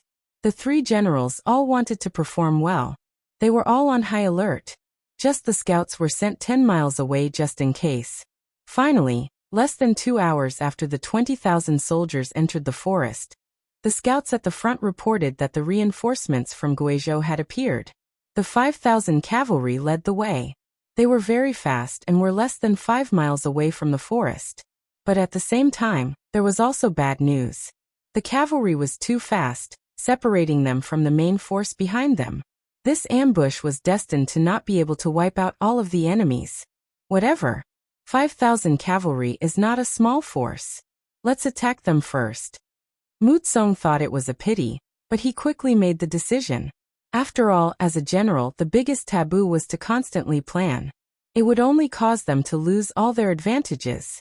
Although it was cavalry, Mu Tsong was very confident in fighting 5,000 with 20,000. He was well prepared. Not only him, but his subordinates were also full of confidence. They liked to bully others with numbers because this way, their chances of winning would be higher, and their safety would be more guaranteed. Time slowly passed. The 5,000 cavalry led by Jiang Wuqing did not know there was an ambush here. Originally, they needed to send scouts to scout the forest first. However, they did not have the time now. No one knew what the situation in Yunnan Manor was like. If they could arrive earlier, they would be able to help Bugnam of Gojoseon defeat the enemy. They would be able to contribute sooner. With this thought in mind, Jiang Wuqing hated the fact that the horse he was riding was too slow. How could he do something like stopping? Just like that, the 5,000 cavalrymen entered the forest on both sides of the official road. Mu Tsong's shout came from the forest after all the cavalrymen entered. Then, the whooshing sounds of arrows rang out, accompanied by piles of boulders that suddenly piled up on the official road. The appearance of the boulders instantly cut the 5,000 cavalry into several parts. Except for 100 cavalry who ran at the back and turned to escape in time, the rest, including Jiang Wuqing, were trapped on the official road. They became live targets in the eyes of the 20,000 Mu soldiers. Whoosh whoosh whoosh whoosh whoosh whoosh whoosh. Under the continuous barrage of arrows, the cavalry who had nowhere to hide were shot one after another and fell to the ground. Jiang Wuqing was better off. Under the protection of his personal guards, he was not hit by any arrows. However, the situation had become very bad. As wave after wave of arrows were shot, the number of personal guards around him was constantly decreasing. "General, let's charge." The guards watched as their comrades were shot and died one by one. They did not even see the enemy's shadow. They could not help but feel anxious. "Charge!" Everyone dismount and charge towards the mountain in the east. Of course, Jiang Wuqing knew that he had fallen into a trap. However, it was too late to say anything now. He could only place all his hopes on the road of countercharge. Want to charge? Prepare the stones. When they come, blast them back. In the forest, Mu Tsong was in a good mood. Seeing that he had trapped 5,000 enemy cavalry in one move, he felt like he had the power of the world in his hands. Jiang Wuqing chose to charge. He led the troops towards the dense forest in the east again and again. However, he had to retreat again and again because of the boulders rolling down. Under this repeated process, the number of soldiers around him decreased. There were less than 2,000 people left. "We surrender. Please don't kill us." Finally, some of the cavalry could not hold on any longer. They threw their weapons to the ground and squatted. Many of these people were originally from the Three Provinces Army. They believed their general Jiang Wuqing and surrendered to the Five-Star Army. At the end of the day, they didn't have any sense of identity with the Five-Star Army. Now, in order to survive, they had to surrender. So what? Kill. Don't let any of them go. Kill them all. I want them to know what will happen to the Five-Star Army if they surrender. Mu Tsong's eyes were filled with hatred as he roared. These cavalry should be the people of Shiping King. However, they first surrendered to the Three Provinces King and now to the Five-Star Army. He did not have a good impression of these people at all. The arrows did not stop. It was the same even if you dropped your weapon. Soon hundreds of people were killed by the arrows. This made the kneeling people realize that surrendering was not a wise choice. "Let's fight. Pick up your weapons. We have no way out." No one knew who shouted, but the cavalry soldiers who had turned into infantry stood up one by one. At this moment, their eyes were red as they shouted and rushed into the forest with all their might. However, sometimes you can't risk your life just because you want to. It also depends on whether the opponent gives you the chance. Boulders continued to roll down from the dense forest, accompanied by arrows. Few people who rushed into the forest could return alive. After repeating this twice, the injured Jiang Wuqing realized that there were less than 500 people around him who could fight. 5,000 turned into 500. In less than an hour, he knew that he was going to lose this time. Because he charged too quickly, he did not even have the chance to wait for reinforcements. "Soldiers, this general has let everyone down. I will atone for my sins with my death. Come, let's launch the final charge together." Jiang Wuqing held a spear in his hand. His face was ashen. In his heart, he prayed that Yao Yingjun must treat his family well. This was his last hope before his death. Then he led the soldiers to charge. Battle cries rang out. However, because of the harsh terrain, it did not take long for the cries to stop. Jiang Wuqing fell on the path of the charge. He was hit by 4 arrows. One of the arrows hit his chest and took his life. 5,000 cavalry were left here just like that. This gave Mu Tsong and the others great confidence. The Five-Star Army is only SOSO. Since we can defeat them once, we can defeat them a second time, a third time. Haha. Mu Tsong shouted as if he was crying with joy. The ambush in the dense forest severely injured Yao Yingjuan's troops who came to help. When he heard the cavalry report that the cavalry had set up an ambush in the dense forest, he was really shocked. He immediately sent out scouts to inquire about the situation. Then he sent a telegram to Yang Qindong. The general meaning was that the situation had changed. Their reinforcements might not be able to arrive on time. He asked for Bugnam of Gojoseon's understanding. And before this telegram was sent to Yang Qindong, the situation in Yunnan Manor changed. First, Rajiv and Wu Yingtu led more than 30,000 troops to launch a crazy siege. They quickly attracted the attention of the city guards. Under the fierce attack, the West Gate was in danger. Beta Persei had no choice but to send reinforcements from the other 3 gates. There was nothing wrong with this move. But this was exactly what Shiping King Mubin wanted. He already knew that Yang Qindong was good at bewitching people. It was obviously not feasible to take down Yunnan Manor from the front. So he planned to sneak into the city. As long as he could succeed, The 10,000 troops he led would become the main force. When the time came, it would be no problem to take down the 3 provinces. For this plan, he had already sent a message to the 3 major families in the city. He asked them to send some people to the East Gate and cooperate with him to lead the army into the city. The 3 major families had already bet their lives on Shiping King. Naturally, they would cooperate with him. First, they sent 1,000 people to the vicinity of the prince's mansion in the 3 provinces, and secretly controlled all the exits there to prevent Yang Chendong from escaping. Then more than 1,000 people suddenly appeared after transferring troops from the East Gate to the West Gate. More than 1,000 guards from the 3 major families armed with various weapons still had some fighting power. The most important thing was that the timing of their appearance was too good. They caught the soldiers guarding the East Gate by surprise. Only 1,000 people and 500 surrendered troops were responsible for guarding this place. Even Beta Persei did not leave any main force here. He focused all his energy on guarding the West Gate. This gave the enemy an opportunity to take advantage of. The battle ended very quickly.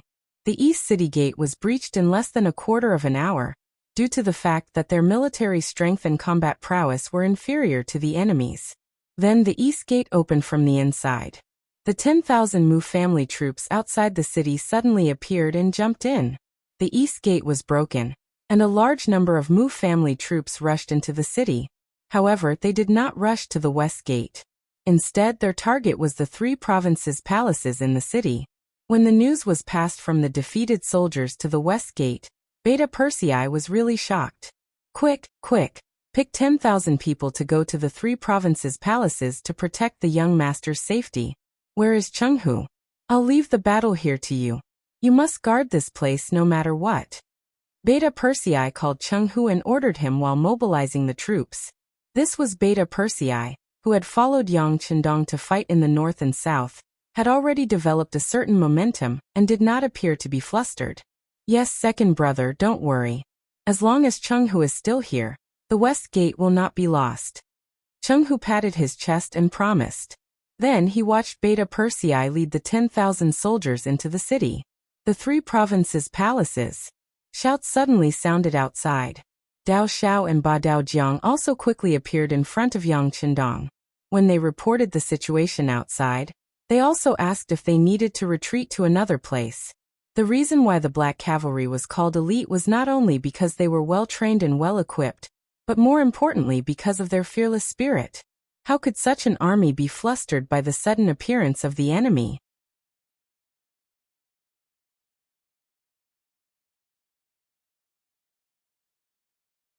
Chapter 1592. How's everyone's rest? Yang Chendong asked calmly. Although Mu Bin's move was beyond his expectations, with Datsong in his hands, there was nothing in this world that he was afraid of. The so-called everyone was naturally referring to the Black Cavalry. They had been fighting for days and fired countless shots. Their bodies had reached a point of fatigue, and they had lost a certain amount of combat power the day before. Fortunately, they had not been given any tasks for the day, so they were able to rest well. Although they had not fully recovered, they had at least recovered 70 to 80% of their combat power. It would not be a problem for them to join the battle again. Everyone has rested enough. Please give the order, 6th young master. Dao Xiao and Ba Daojiang stood at attention and said confidently, "All right, since that's the case, I'll distribute the weapons. Whether or not we can defend this place will depend on the Black Cavalry." Yang Chendong looked at Dao Xiao and Ba Daojiang with trust in his eyes. They had not taken a single step back when they were surrounded by Zhu Huiqiu. Now Shiping King had come in a hurry. What was there to be afraid of? Yang Chendong believed in the 500 Black Cavalry under him, but he believed in himself even more. Yes. Dao Xiao and Ba Daojiang saluted again. When they left the palace, they were filled with confidence. The 3 gates of the 3 provincial palaces had already been surrounded by the 3 great families. When they couldn't figure out the situation in the manner, they didn't rashly launch an attack. Instead, they continuously poured the kerosene that they had prepared onto the courtyard walls. Then they tossed a match into the air, and a raging fire began to burn. The poor palaces of the three provinces were about to experience another fire in just one day. Under the fire, the air became hot and dry. Visibility was also affected. The three great families took the opportunity to attack. The guards of the three great clans had long been prepared for this. Every one of them had a wet blanket draped over their bodies. They kicked open the door that had already lost its frame due to the fire, and loudly shouted as they charged into the courtyard. Da-da-da-da. Da-da-da-da. Concentrated gunshots rang out, and after a sweep, the first few hundred guards who rushed into the courtyard fell into a pool of blood. When the others saw that the situation was not good, they hurriedly retreated. Ba Daojiang, who was in charge of the first line of defense, was busy reloading his Type 95 rifle as he spoke with a look of disdain. You're delusional enough to think that you can take on our black cavalry with such little ability. You really don't know how to write the word death.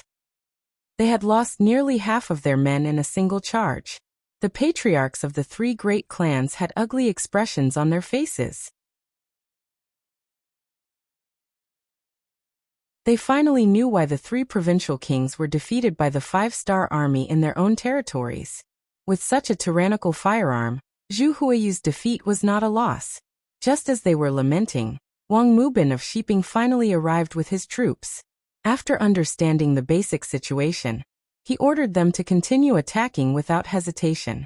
Although doing this would result in a huge loss, Mubin had no other choice. If he couldn't quickly take down the three provinces' kings' palaces and capture Yangqindong, he might be surrounded by the five-star army. Mubin gave the order to attack, and at the same time, promised a high position and generous salary. Anyone who could capture Yangqindong alive or find his corpse would be promoted by 3 ranks and rewarded with 10,000 taels of silver. Generous rewards would attract brave men, and there were many people who would sacrifice their lives for money. Not to mention, on the surface, they seemed to have the upper hand. At that moment, the main gate, side gate, and back gate were filled with battle cries. The less than 500 black cavalry needed to defend these 3 gates, and suddenly, the pressure on them increased. The greatest damage of firearms came from their intimidation. When no one was afraid of firearms, they needed to show their killing power. However, the black cavalry had less than 500 men, and they were facing more than 10,000 opponents. The pressure was unimaginable. Young master, let's break out of the encirclement. Dao Xiao appeared in front of Yangqindong for the second time, and his face was filled with anxiety. The 3 provincial kings' residences were too big, and the surrounding walls were already several miles long. It was impossible for the less than 500 black cavalry to defend this place and ensure that no one could break in. For the sake of Yangqindong's safety, breaking out of the encirclement was the best plan. No need. Yangqindong rejected and waved his hand. This was the 3 provincial kings' residences, and it was no longer the courtyard that he lived in before. If this place was breached, then the people in the city would lose their backbone. If someone instigated the people, whether it was the people defending the city or the surrendered soldiers, they could be used. At that time, it was not impossible for them to turn around and attack. If that was the case, before the main force arrived, they could only retreat from Yunnan Prefecture. In this way, if they wanted to take over this place, they would have to pay a higher price. It would also give others the impression that the 5-star army was only SOSO, and that they could be defeated. That would be the real problem. If they were dealing with other foreign nations, Yangqindong might have chosen to retreat. After all, it was not shameful to run away if you could not win. However, this was the territory of the Han people. If they retreated this time, it would be equivalent to losing the hearts of the people. If they wanted to take over this place, the price they would have to pay would be too high, and the number of people who would have to die would only increase. This was not something that Yangqindong wanted to happen. Therefore, Yangqindong could not retreat at this time. Dao Xiao, you can withdraw a certain amount of the defensive line, give up on the outer courtyard, and just defend the inner courtyard. As for other things, don't worry about them. Yangqindong had already made a decision. Since the Black Cavalry was having a hard time defending, it was time for him to make a move. Although Dao Xiao still wanted to say something, since it was an order from his master, he had no reason to object. He agreed and went to arrange it. After he left, Yang Qindong's body flashed and entered the large warehouse. A row of neatly arranged firearms appeared in front of him. What should he use? If there were no black cavalry here, Yang Qindong could use the V-10 helicopter to kill everyone. If there were no black cavalry here, Yang Qindong could also use a tank with thick armor to kill the enemies. However, it was clear that there were black cavalry here. If he summoned these things, how would he explain it? Most importantly, the current situation was not a matter of life and death. Forget it. The image of Sylvester Stallone in The First Blood flashed across his mind. Yang Qindong chose a Type 95.5, 8mm caliber machine gun from the large warehouse. Type 95.5, 8mm caliber machine gun.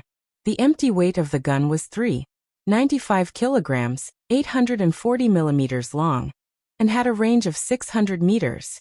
It was loaded with either 30 bullets or 75 bullets. It was a powerful killing weapon. Yang Qindong took off his coat, put on a bulletproof vest, Kevlar on his head, and military boots on his feet. After his body was covered with bullets, Yang Qindong reappeared in the main hall. "Come on, let's fight." In a flash, Yang Qindong rushed out of the main hall. With his master-level skills and combat power, he nimbly headed for the outer courtyard. Outside the 3 provincial palaces, as the fire burned, reinforcements arrived in batches. The first to arrive were nearly 300 members of the Langia Special Forces. Previously, they had been cooperating with Yang San to investigate the situation in the city. Unfortunately, although their skills were not bad and each of them had unique skills, they were still unfamiliar with the city and had been taken advantage of by the 3 great clans. When they heard that the 3 big families had cooperated with Shiping Wang to take down the West City Gate and headed towards the 3 provinces, the members of the Iron Tiger team roared in anger. This was simply a provocation to the Wolf Fang Special Forces. This was something that they could not tolerate. Bring your weapons and set out. Kill whoever you see. No one is allowed to live. Iron Tiger was ruthless. Although the opponent this time was also Han, they dared to harm the 6th young master. In their eyes, they were already aliens and could only die. The second batch of reinforcements was the secret agents of the Security Bureau led by Yang San. There were not many of them, only about 300 or so. There were also many non-operational personnel, but when Yang Qindong was in danger, what they had to do was to kill. Whether they could kill or not, they had to kill. The third batch of reinforcements was the 10,000 soldiers led by Beta Persei. However, due to the distance, it would take a lot of time to reach the palace. The sound of gunfire continued in the palace, and the attack continued. Because there were too many places to defend, the number of people was obviously insufficient. The Black Cavalry began to retreat from the outer palace to the inner palace. However, there was another figure who was the opposite of them. He was moving from the inner palace to the outer palace. He was Yang Qindong, who was covered in ammunition. Although the equipment on his body weighed dozens of kilograms, it did not hinder his movements at all. He easily leaped over the 2-meter-high wall with a single run. This was one of the benefits given to him since he transmigrated. He was originally a soldier king in his previous life, so his physical fitness was extremely strong. After the enhancement in this life, he was already invincible. After jumping over 2 walls and brushing past the Black Cavalry, he finally saw the first batch of opponents. This was a group of about 50 guards. Go to hell.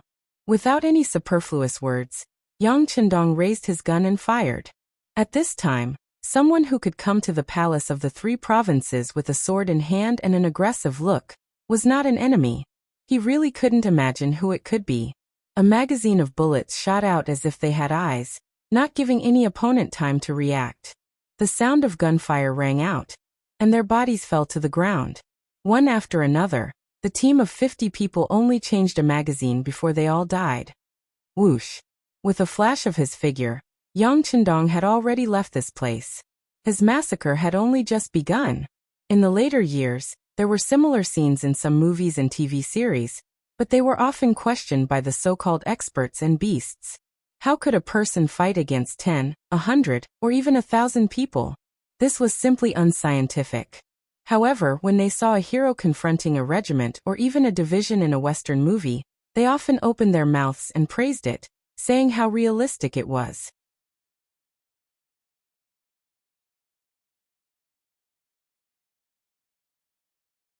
Chapter 1593. They really don't know what to say about this kind of completely polar evaluation criteria. Don't they know that in real history, the Battle of Hobudagon? How glorious it was! In the first year of the Jin state, Liao Tianqing's fifth year, 1115, in the Jin-Liao War, the Jin army chased and defeated the main force of the Liao army in the strategic decisive battle at Hobudagon. The Jin army defeated the Liao army with 20,000 troops. The Liao army was defeated and many died. Defeating 700,000 people with 20,000 happened in the era of cold weapons. Yang Qindong was equipped with modern firearms and had the physical condition of a master. Under the endless supply of bullets, it was normal for him to create miracles. One man and one gun strode out of the mansion, and wave after wave of guards died under the muzzle of his gun. After the power of the guards was almost destroyed, the Mu army appeared. They were all wearing the same military uniform and armor, which made them look majestic and awe-inspiring. But it was useless. In the face of Yang Qindong, who was holding a heavy machine, they were only sending themselves to death. With great difficulty, a few people shot arrows at Yang Qindong, but they were also dodged by his agile figure. Occasionally, a bow and arrow pierced Yang Qindong's body, but it was blocked by the bulletproof vest and did not cause the slightest harm. Facing the elite forces of the Mu army, Yang Qindong's gun sounded again, and the enemies fell to the ground one after another. They couldn't imagine until they died that they, who claimed to be elites, couldn't even defeat an opponent with so many people. Of course, it was not that they didn't encounter danger. After all, so many Mu army had rushed into the mansion. But those who came into close contact with Yang Qindong were either killed by his heavy machine gun, or thrown aside by his magical steps. Those who finally had a chance to attack were still dodged by Yang Qindong. Along the way, he was like a human-shaped woodcutter. Wherever he went, there were enemy corpses everywhere, and most of them were corpses that were smashed by heavy machine guns. In the excitement of killing, Yang Qindong rushed to wherever there were more people. Ever since Yang Qindong brought Datsang to the Great Ming Dynasty, he had never felt so satisfied with killing as he did this time. Unlike the last time when he dealt with Yes Hen, he was forced to fight. This time he chose to take the initiative. His goal was to kill people and capture King Shiping. Yes, Yang Qindong's goal was King Shiping. Since this person schemed against him, if he didn't fight back, wouldn't it be a waste of the saying that politeness demands reciprocity? Based on his intuition, King Shiping, Yang Qindong went all the way from the inner courtyard to the outer mansion, and then went straight to the gate of the mansion of the three provinces. At this time, the Mu army's army was already. Previously they had the advantage of numbers. Although they were facing the black cavalry with firearms, due to the limited number of people and the fact that there were too many places to defend, they still found a loophole and killed their way in. However, with Yang Qindong's attack, he turned the situation around with his own strength. As more and more people died in the charge, the Mu army could no longer be seen on the road from the main gate to the mansion of the three provinces. Even so, Yang Qindong was still charging out. He had a feeling that if King Shiping was outside, he must be near the main gate. After all, he was a king. He was always concerned about his reputation. It would be very embarrassing to let such a person leave through the side gate or the back gate. Therefore, Yang Qindong only had one direction to go, and that was the main gate. What's going on? Why is there no movement? Outside the main gate, as Yang Qindong expected, Mu Bin was there. However, at this moment, there was a puzzled expression on his face. Just a moment ago, there were still waves of battle cries in his ears. But why was there no movement at this moment? There were three families in Yunnan Mansion. Among them, Qin Engkong was responsible for attacking the back gate, Wang Shufu was responsible for attacking the side gate, and only Li Jiayin was left to accompany Mu Bin at the main gate. Suddenly, there was no movement at the main gate, and the head of the Li family was also puzzled. However, even King Shiping Mu Bin could not figure out why, so how could he figure it out? Many people were surprised by the silence at the main gate. At this time, the experienced veterans had already grasped the long saber or sword in their hands tightly. They had a feeling that there must be something strange going on. They were afraid that something had happened that they did not know. Just when everyone was still scratching their heads in confusion, Yang Chendong's figure finally appeared outside the main entrance.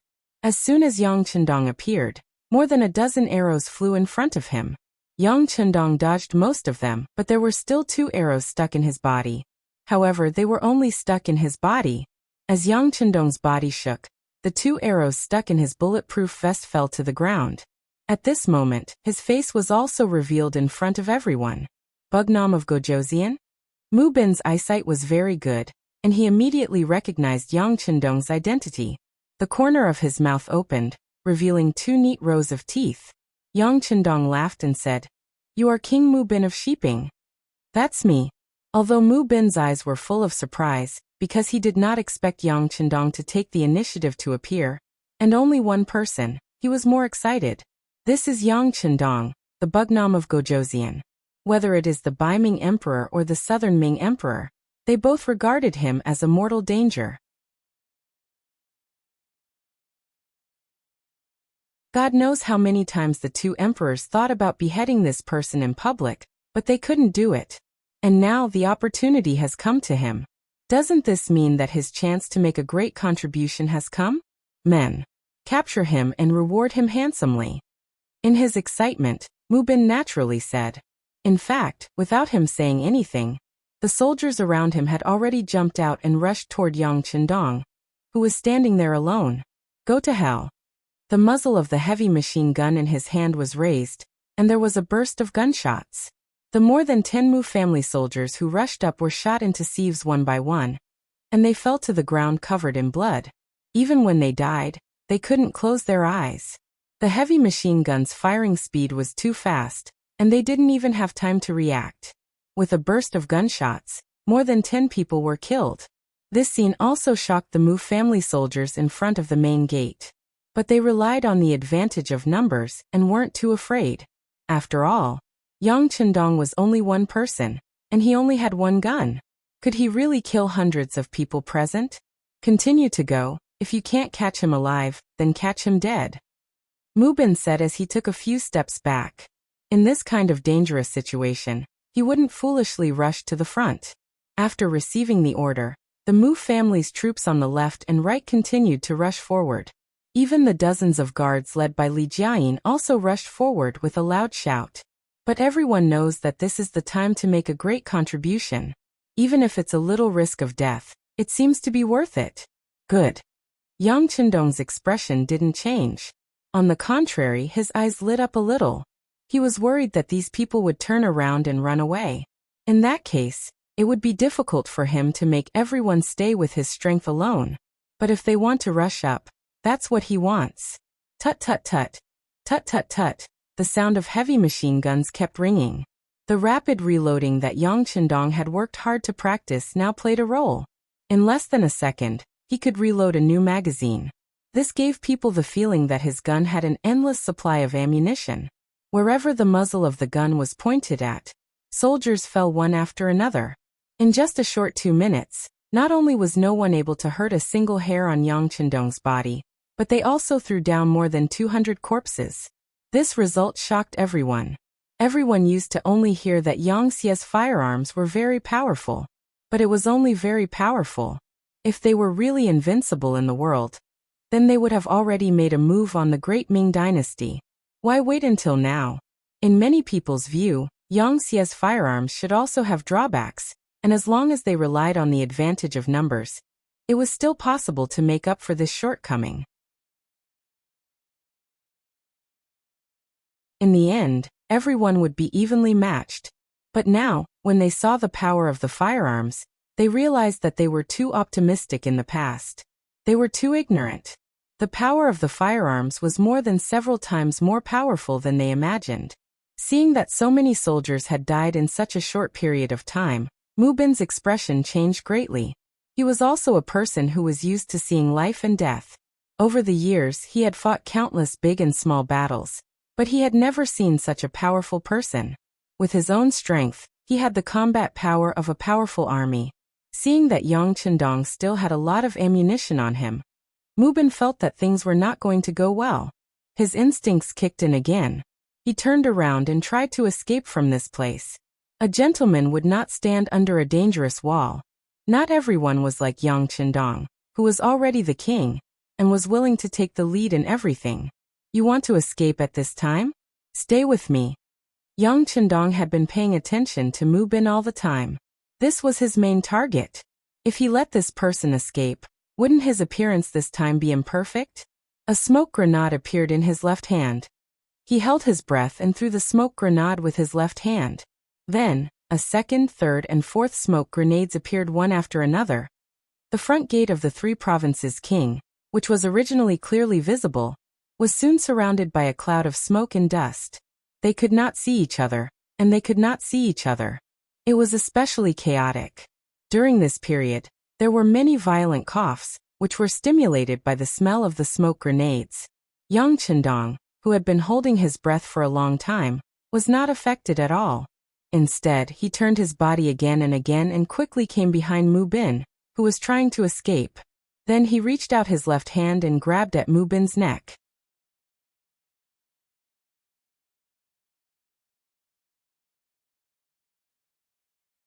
Chapter 1594. Although he was running away, Mu Bin's five senses were still there. When he felt a strong wind coming from behind him, he instinctively shrank his neck. Then he leaned sideways and grabbed the knife in his hand. Then he turned around and slashed. Yang Chendong retracted his arm and dodged the fatal knife. He thought to himself, that was close. He had also become careless and began to pay more attention to Mu Bin. Since he could become the king of Shiping by the southern Ming emperor, he was obviously not an ordinary person. He could only blame everything for going too smoothly, which made Yang Chendong lose his vigilance. Fortunately, his agility saved him. No matter what, his opponent did not hurt him. Yang Chendong, who was no longer careless, was even more terrifying once he got serious. When he stretched out his left hand again, Yang Chendong moved faster and grabbed at Mu Bin for the second time. Save me. Mu Bin suddenly felt a sense of danger when he missed his target. The knife just now seemed to be a hasty attack, but in fact he had been planning for a long time. He wanted to counterattack when someone suddenly attacked him. He had been training a lot, and his results were very good. However, such a sure-win knife did not work. He knew that Yang Chendong was difficult to deal with. Now seeing that he was closing in on him again, other than continuously waving his blade, he was also shouting loudly. King of Shiping was indeed the king of Shiping, especially a king like him who had been guarding the territory. He had been practicing martial arts since he was young, so he was quite skilled. Yang Chendong did not manage to catch him twice. He only managed to grab the saber at his waist and forcefully snatched it away. And it was at this time that several Mu family's bodyguards appeared in the surroundings. They were all veterans who had followed Mu Bin for hundreds of years, and each of them had extraordinary skills. Although they could not exert 100% of their strength because of the smoke bombs, they still rushed over when they heard the commotion. One by one, they rushed toward Yang Chendong desperately, just to give their king a chance to escape. Scram! Yang Chendong shouted. He swung the heavy machine gun, as if it was an iron rod. This was also because everyone was too close to each other, so shooting was limited. But even if he doesn't use firearms, Yang Chendong is a grandmaster. Why would he be afraid of a few Mu family soldiers? The heavy machine gun abruptly turned into an iron rod and accurately smashed under the Mu family's bodyguards who were rushing over. One by one, they were sent flying back in the same way they had rushed over. They screamed miserably as they were sent flying. Yang Chendong took an elegant step, still approaching Mu Bin step by step. Even though there were a few bodyguards blocking the way, the distance between the two sides was less than 10 steps. At such a distance, Yang Chendong was still confident that he could capture Mu Bin alive. It was like a cat catching a mouse. One was chasing and the other was escaping. The distance between the two sides was quickly closing. Perhaps sensing that he couldn't run away, Mu Bin turned around fiercely and shouted, "I'm going to fight you to the death." Then he bumped into Yang Chendong. He still underestimated Yang Chendong. His 5 senses were already extraordinary. As soon as Mu Bin turned around, Yang Chendong sensed it. Before Mu Bin rushed over, he turned his body to the side. Then he stretched out his right foot and gently hooked it, hitting Mu Bin's leg. With a thud, Shiping King fell to the ground. He quickly moved forward and stretched out his right foot as fast as he could, stepping on Mu Bin's back. With a little force, Mu Bin could not get up. Then, Yang Chendong fired again with the heavy machine gun. More than a dozen Mu family soldiers who had just reacted and wanted to get closer fell. Gunshots rang out, and Shiping King was also stepped on. Yang Chendong easily obtained victory by fighting against hundreds of people by himself. Shiping King's capture put a lot of pressure on the others. At this moment, they wanted to make a move, but they had some scruples. However, if they did not make a move, they did not know what to do. They were all stunned on the spot.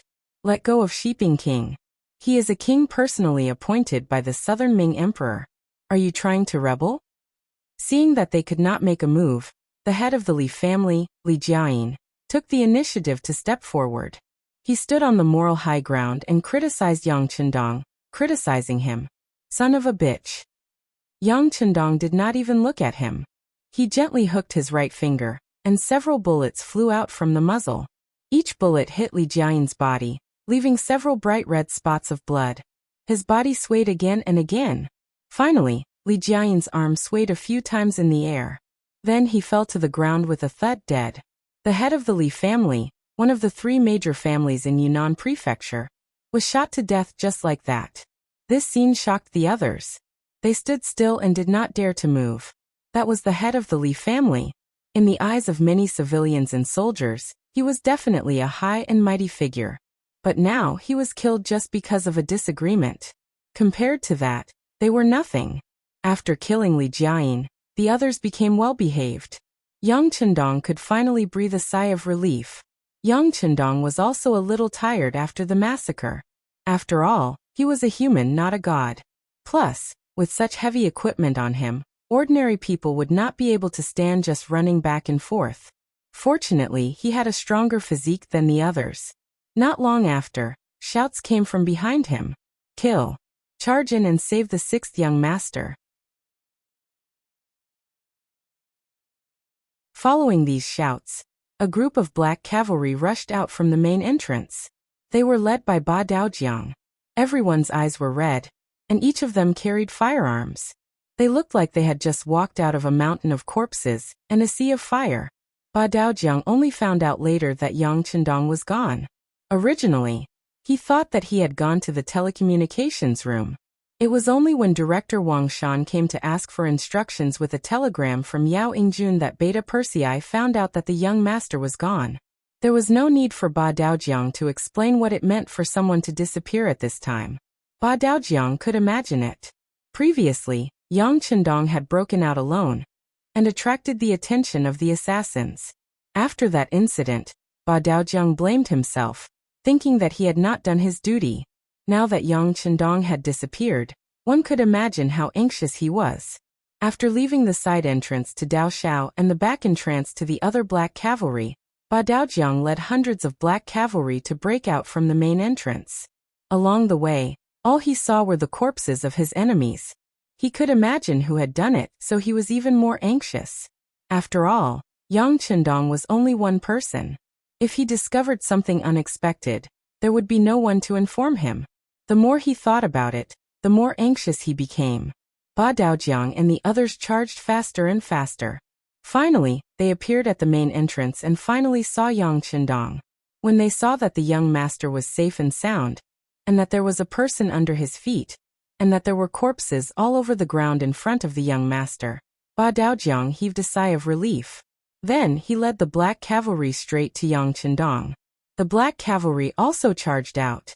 Seeing that there was no chance to attack Yang Chendong, the other Mu family soldiers at the main entrance wanted to escape.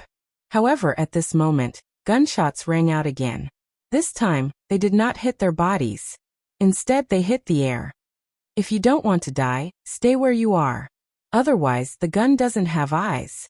They had already seen the power of the firearms. Who would dare to escape? Previously, They had taken action because there was a glimmer of hope. Now that even their last hope was gone, everyone had lost their will to resist. All they wanted was to save their lives. When everyone stopped moving, the black cavalry held them down one by one and tied them together one by one. The overall situation was now settled. The shouts just now were getting closer and closer. Soon, Beta Persei took the lead and appeared in front of Yang Qindong. When he saw the scene in front of him, Beta Persei involuntarily knelt on the ground. His eyes were full of joy. After Shiping King led 10,000 troops into the city through the East City Gate and headed towards the three provinces' palace, Beta Persei was like a mad dog. He led 10,000 people and rushed towards the three provinces' palace. During this period, he also encountered people from the three great clans and the Mu family's army. However, Beta Persei bravely rushed forward as if he did not care about his life. Anyone who blocked his way was either killed or seriously injured. But even so, he was still anxious. Although he was full of confidence in Yang Qindong, he was still afraid of what might happen. After finally rushing over and seeing that Yang Qindong was fine, Beta Persei felt exhaustion fill his body. He knelt on the ground with a plop. "Go help Beta Persei up." Seeing that this was caused by physical exhaustion, Yang Qindong hurriedly said to Badeojiang. Then he lifted his foot and let the other black cavalry come forward and hold down Shiping King Mubin. While removing the heavy machine from his body, Yang Qindong walked in front of Beta Persei and asked, "How's the situation outside?" After taking a few deep breaths, Beta Persei recovered some of his physical strength. He hurriedly got up and replied, "There's no big problem outside. Cheng Hu and the others are watching over there. They can't rush in." The battle to defend the city was not the key now. The Mu family's army had diverted some of their forces to block the reinforcements. Shiping King had also personally rushed into the city. It seemed that the so-called siege was just a way to lure the tiger away from the mountain. Previously, when they had sufficient forces, they could not take down Yunnan Prefecture. Now that the forces were scattered, it was even more impossible to take down the city. Yang Qindong nodded after hearing this. At this time, Wang Shan ran out of the mansion and delivered the telegram sent by Yao Yingjun. "Tell Yao Yingjun to just defend and wait for reinforcements. He just needs to keep an eye on the people who set up the ambush and don't let them escape." Since Shiping King had been captured, Yang Qindong no longer had anything to worry about. He also knew that his opponent had used up all of his tricks. Even so, it did not matter whether the reinforcements arrived earlier or later. The calmer Yang Qindong's tone was, the better everyone's expression became. Since the sixth young master said that it would be fine, it must be fine.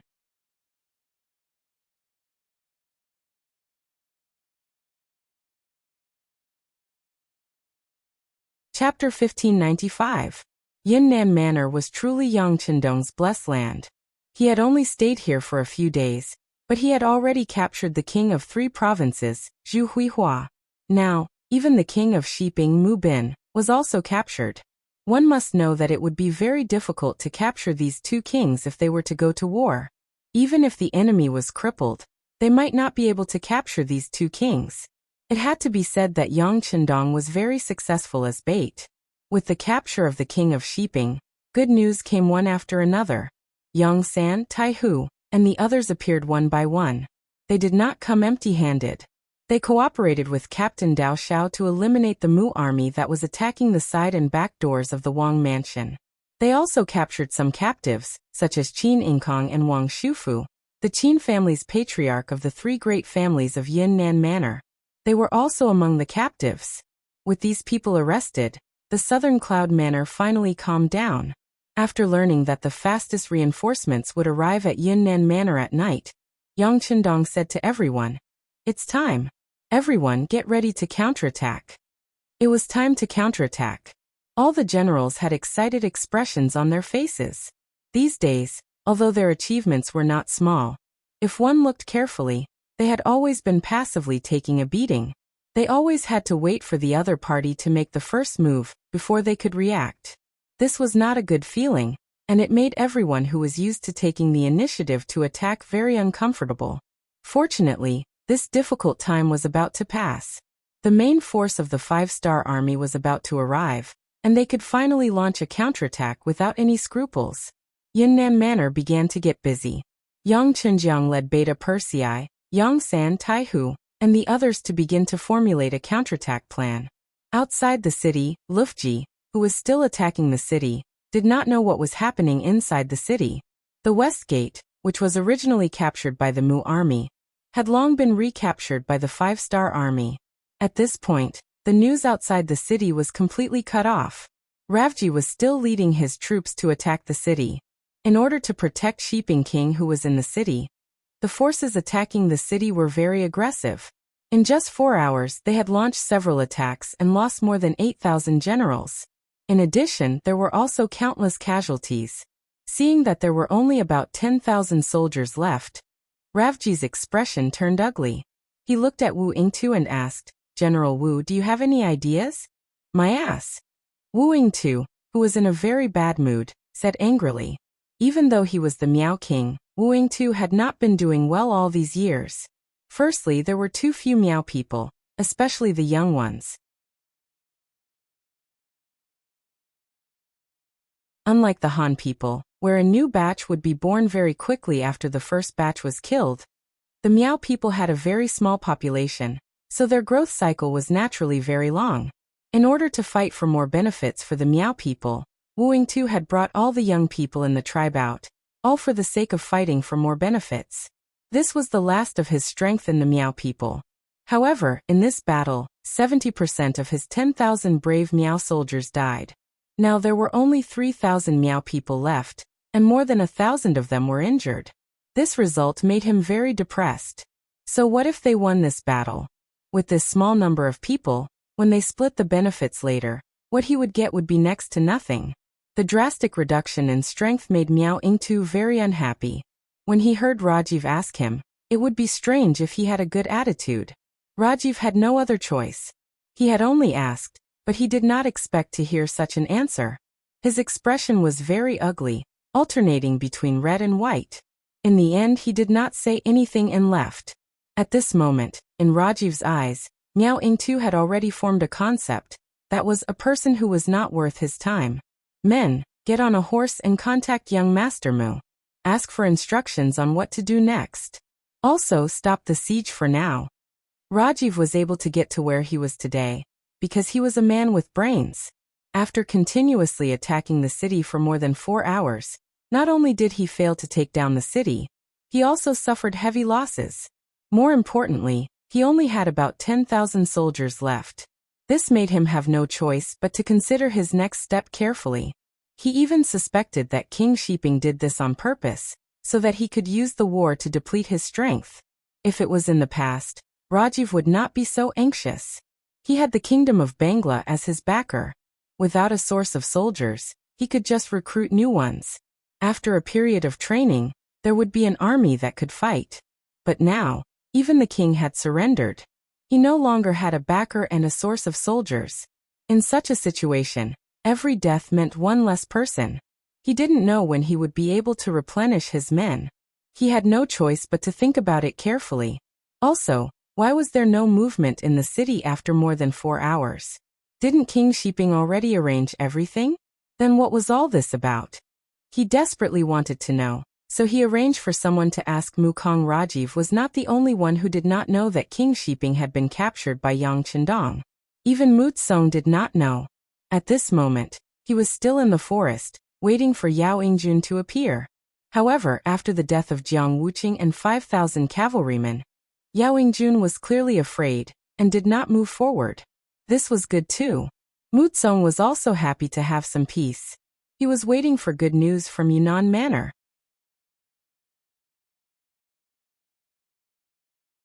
He was full of confidence in his father. What? Rajiv asked what to do next. What else can we do?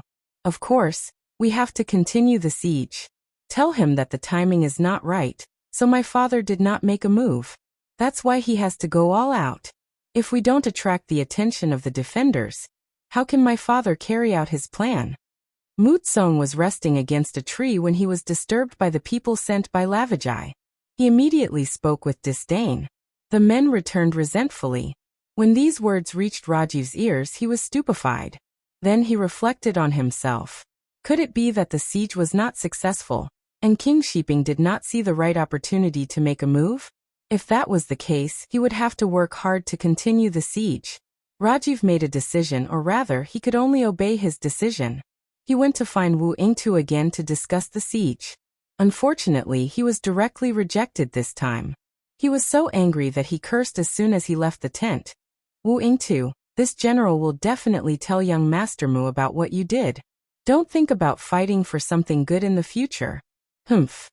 After the angry Rajiv returned to the main camp, he gathered 10,000 soldiers under his command and launched another fierce attack on Yunnan Manor's West Gate Tower. Compared to before, this attack was more ferocious.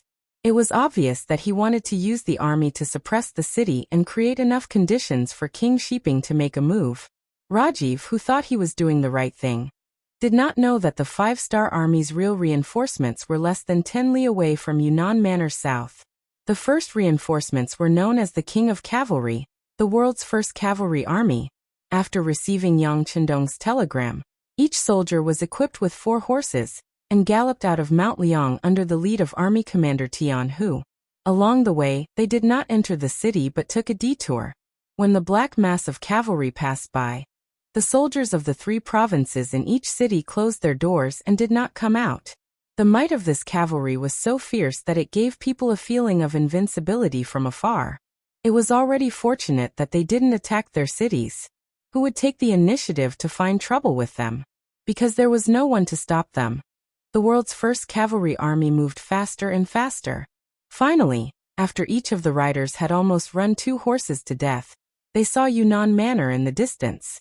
At this time, Hu Helu, the commander of the army guards, came to Tian Hu with an urgent telegram. General, the 6th young master sent an urgent message. Stop. After stopping the horses, Tian Hu ordered the army to stop and rest for a quarter of an hour. Using this opportunity, the other commanders came to him to discuss the next step of the battle. When the telegram was opened, it contained Yang Chendong's latest instructions. After reading it carefully, Tian Hu laughed and said, "The 6th young master is indeed the 6th young master. Without us having to do anything, he has already captured the 3 provincial kings and the king of Shiping." Ahaha. That's true. Although they are all kings, how can they be a match for the 6th young master? The other commanders also laughed after hearing this. During the past few days of rushing, it was impossible for them not to be anxious. They were especially worried about the safety of the 6th young master. Their past experience told them that the 6th young master was very powerful and would be fine. However, they only had 500 black cavalry with them, and Yunnan Manor was the base camp of the 3 provincial kings. Anything could happen in the enemy's camp. If something happened to the 6th young master, the 5 commanders did not dare to imagine what would happen next.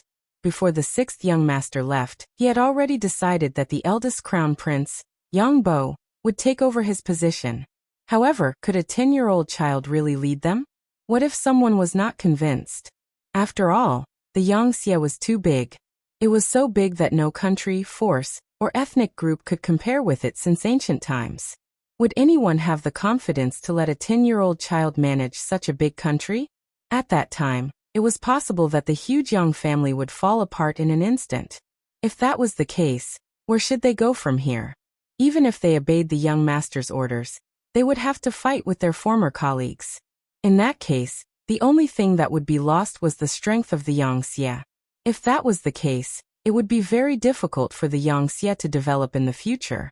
In short, if something happened to Yang Chendong now, the consequences would be unimaginable. In order to avoid such a situation, they could only rush with all their might. At the same time, they prayed that the 6th young master would be fine.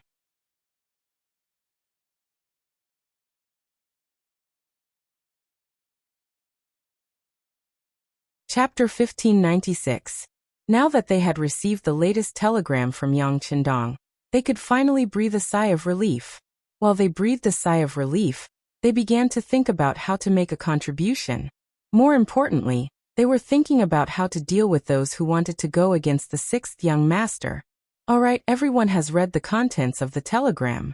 Since that's the case, I've decided to split into two groups. The world's first cavalry army was less than 10 miles away, but Rajiv had no idea about that. Although he had heard about the arrival of the 5-star Army's main force from some sources, in his opinion, the reinforcements would not arrive so easily. They would have to pass through many cities in the 3 provinces to reach Southern Cloud Prefecture from Liang Mountain. Therefore, he did not think that other than Yao Ingjuan's reinforcements, Bugnam of Gojoseon would arrive in such a short time. Now he was wholeheartedly sending troops to attack the city. The attack was not going well. It was even a little tragic. Rajiv did not know that Shiping King had been captured. The surrendered soldiers and civilians in the city knew about it, so they could focus on defending the city without worrying about other changes. This boosted the morale of the soldiers defending the city. With the advantage of numbers, the counterattack was fierce. Rajiv was destined to meet a tough opponent. His excessive trust in Shiping King had also doomed Rajiv to a tragedy. Seeing that the soldiers attacking the city had suffered heavy losses, and soon, more than half of the 10,000 soldiers were killed, he still had no intention of stopping the attack. At this moment, he was like a gambler, putting all his treasures on the line, hoping for a miracle to happen. Would a miracle happen? Of course, it was impossible. Not only did Shiping King not show up, but a mighty cavalry team came from afar.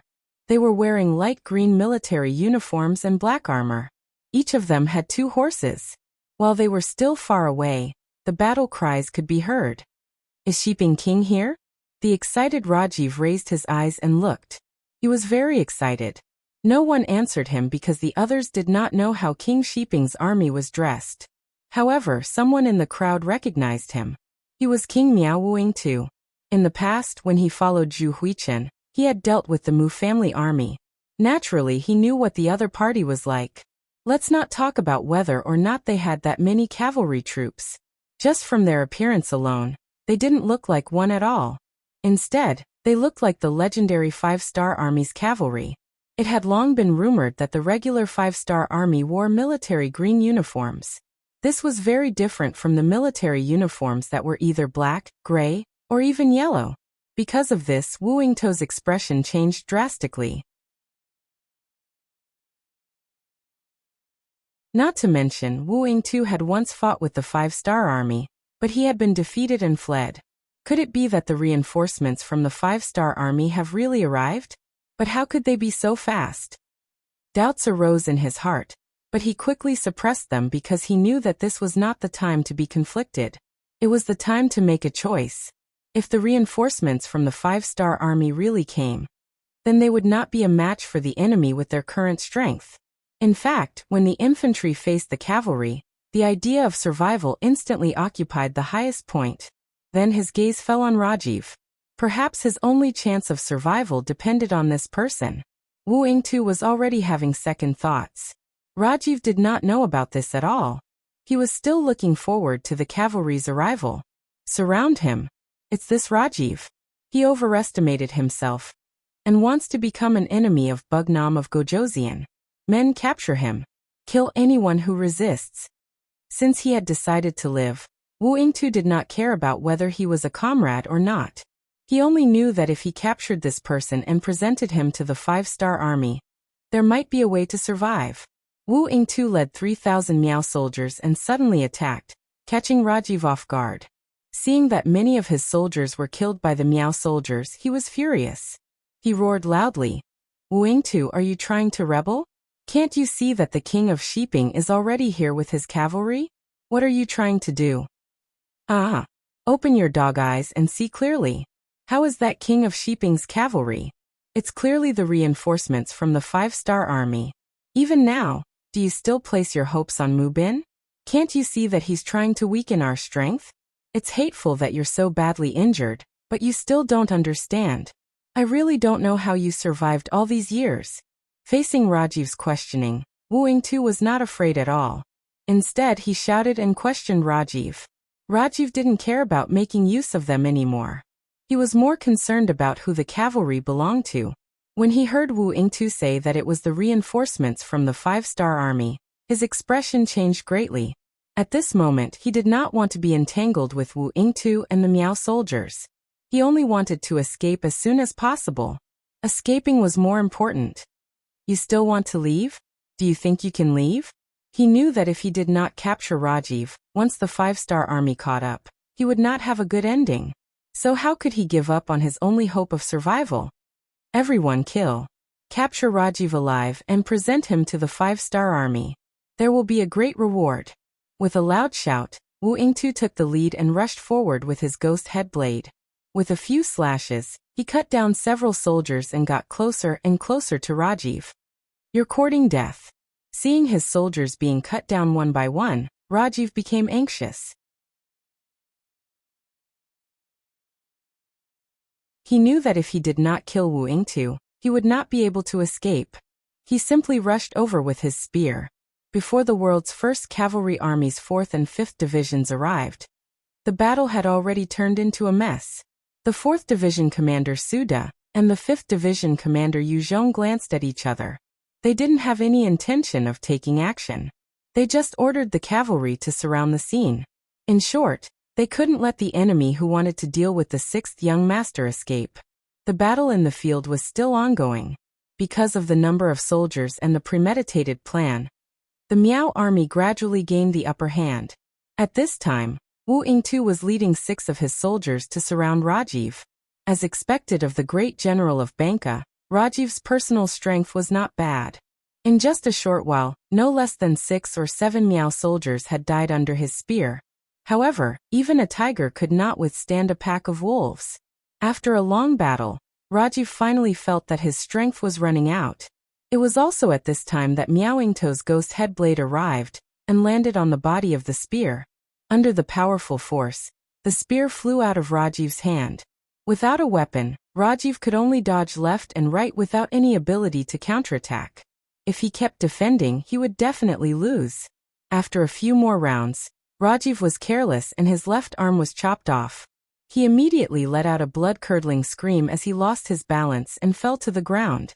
Then a few Miao soldiers rushed over and pinned him to the ground, tying him up tightly.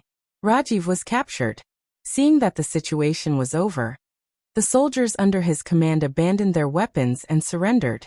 At this point, the situation was settled. Wu Yingtu quickly tidied up his clothes and came in front of the 2 division commanders Suda and Yu Zhong, who were riding in front of the army. After a long bow, he opened his mouth and said, I am Wu Yingtu, the commander of the Miao army. Because I went astray, I became an accomplice of the 3 provincial kings. Now that I have turned over a new leaf, I am willing to surrender to Bugnam of Gojoseon. I have specially captured the great general of Banka, Rajiv, to show my sincerity. I hope the general can give me a way out. Thank you. Oh. Suda and Yu Zhong looked at each other after hearing this, then nodded and said, General Wu, we will remember what you have done, but now we still have to tie you up. As for how to deal with you, it will ultimately be decided by Bugnam of Gojoseon. Do you agree? I agree. Wu Yingtu gritted his teeth and said helplessly. He didn't know what his future would be like. Now he could only hope that Yang Chendong would remember his contributions and not kill him. Under the city walls of Yunnan Prefecture, the chaotic battle ended dramatically. Without waiting for the world's first cavalry army to make a move, tens of thousands of enemy troops had all surrendered. This made the surrendered soldiers and the people in the city cheered. Beta Persei, who was standing on the city tower, also waved his hand with joy and said, Come on, open the city gate and welcome the army into the city. In the dense forest, Mu Tsong was still sleeping comfortably against a tree. In his dream, he saw his father capturing Yang Chendong and making a great contribution. This was where Mu Tsong's confidence in his father came from. After all, the Mu family had been operating in Yunnan Prefecture for a long time. In addition, they suddenly appeared and attacked. How could Bugnam of Gojoseon, who had just arrived for a few days, contend against them? As his son, he only needed to wait for Yunnan Prefecture to be taken down by his father. Then he would return with the army. At that time, they would immediately contact the Southern Ming Army. With the support of the Southern Ming Army, how could a leaderless 5-star army be a match? In his dream, Mu Tsong was already overjoyed. He even saw the southern Ming Empire's reinforcements coming. It was a mighty and majestic cavalry. Their arrival caused the earth to tremble. It was truly awe-inspiring. Crown Prince, this is bad. Another cavalry unit is coming. Just when Mu Tsong was still dreaming, he suddenly heard such a voice. Then his shoulder was shaken, and he became completely awake. What's going on? When he opened his eyes and saw General Azad shaking him, Mu Tsong still had a sleepy expression. Prince, a large number of cavalry suddenly appeared behind us. Cavalry? Are the Southern Ming Army's reinforcements here? Mu Tsong was still in a dream and couldn't extricate himself. No, they are using the banner of the 5-Star Army. Azad's face was pale and his body was trembling. What? 5-Star Army? That's impossible. Mu Tsong's first thought was disbelief, then he kept shaking his head. Behind them was Yunnan Prefecture. His father should have taken it down by now. Then how could there be 5-Star Army's reinforcements coming from this direction? You're tuning in to the Li Mei's Wuxia Whispers YouTube channel. We're so grateful for your support, and don't forget to subscribe to join us on this incredible journey through captivating stories. Your generosity through donations truly makes a world of difference, as it's the primary source of revenue that allows me to expand and enhance this channel for you. Thank you from the bottom of my heart for being a part of this adventure.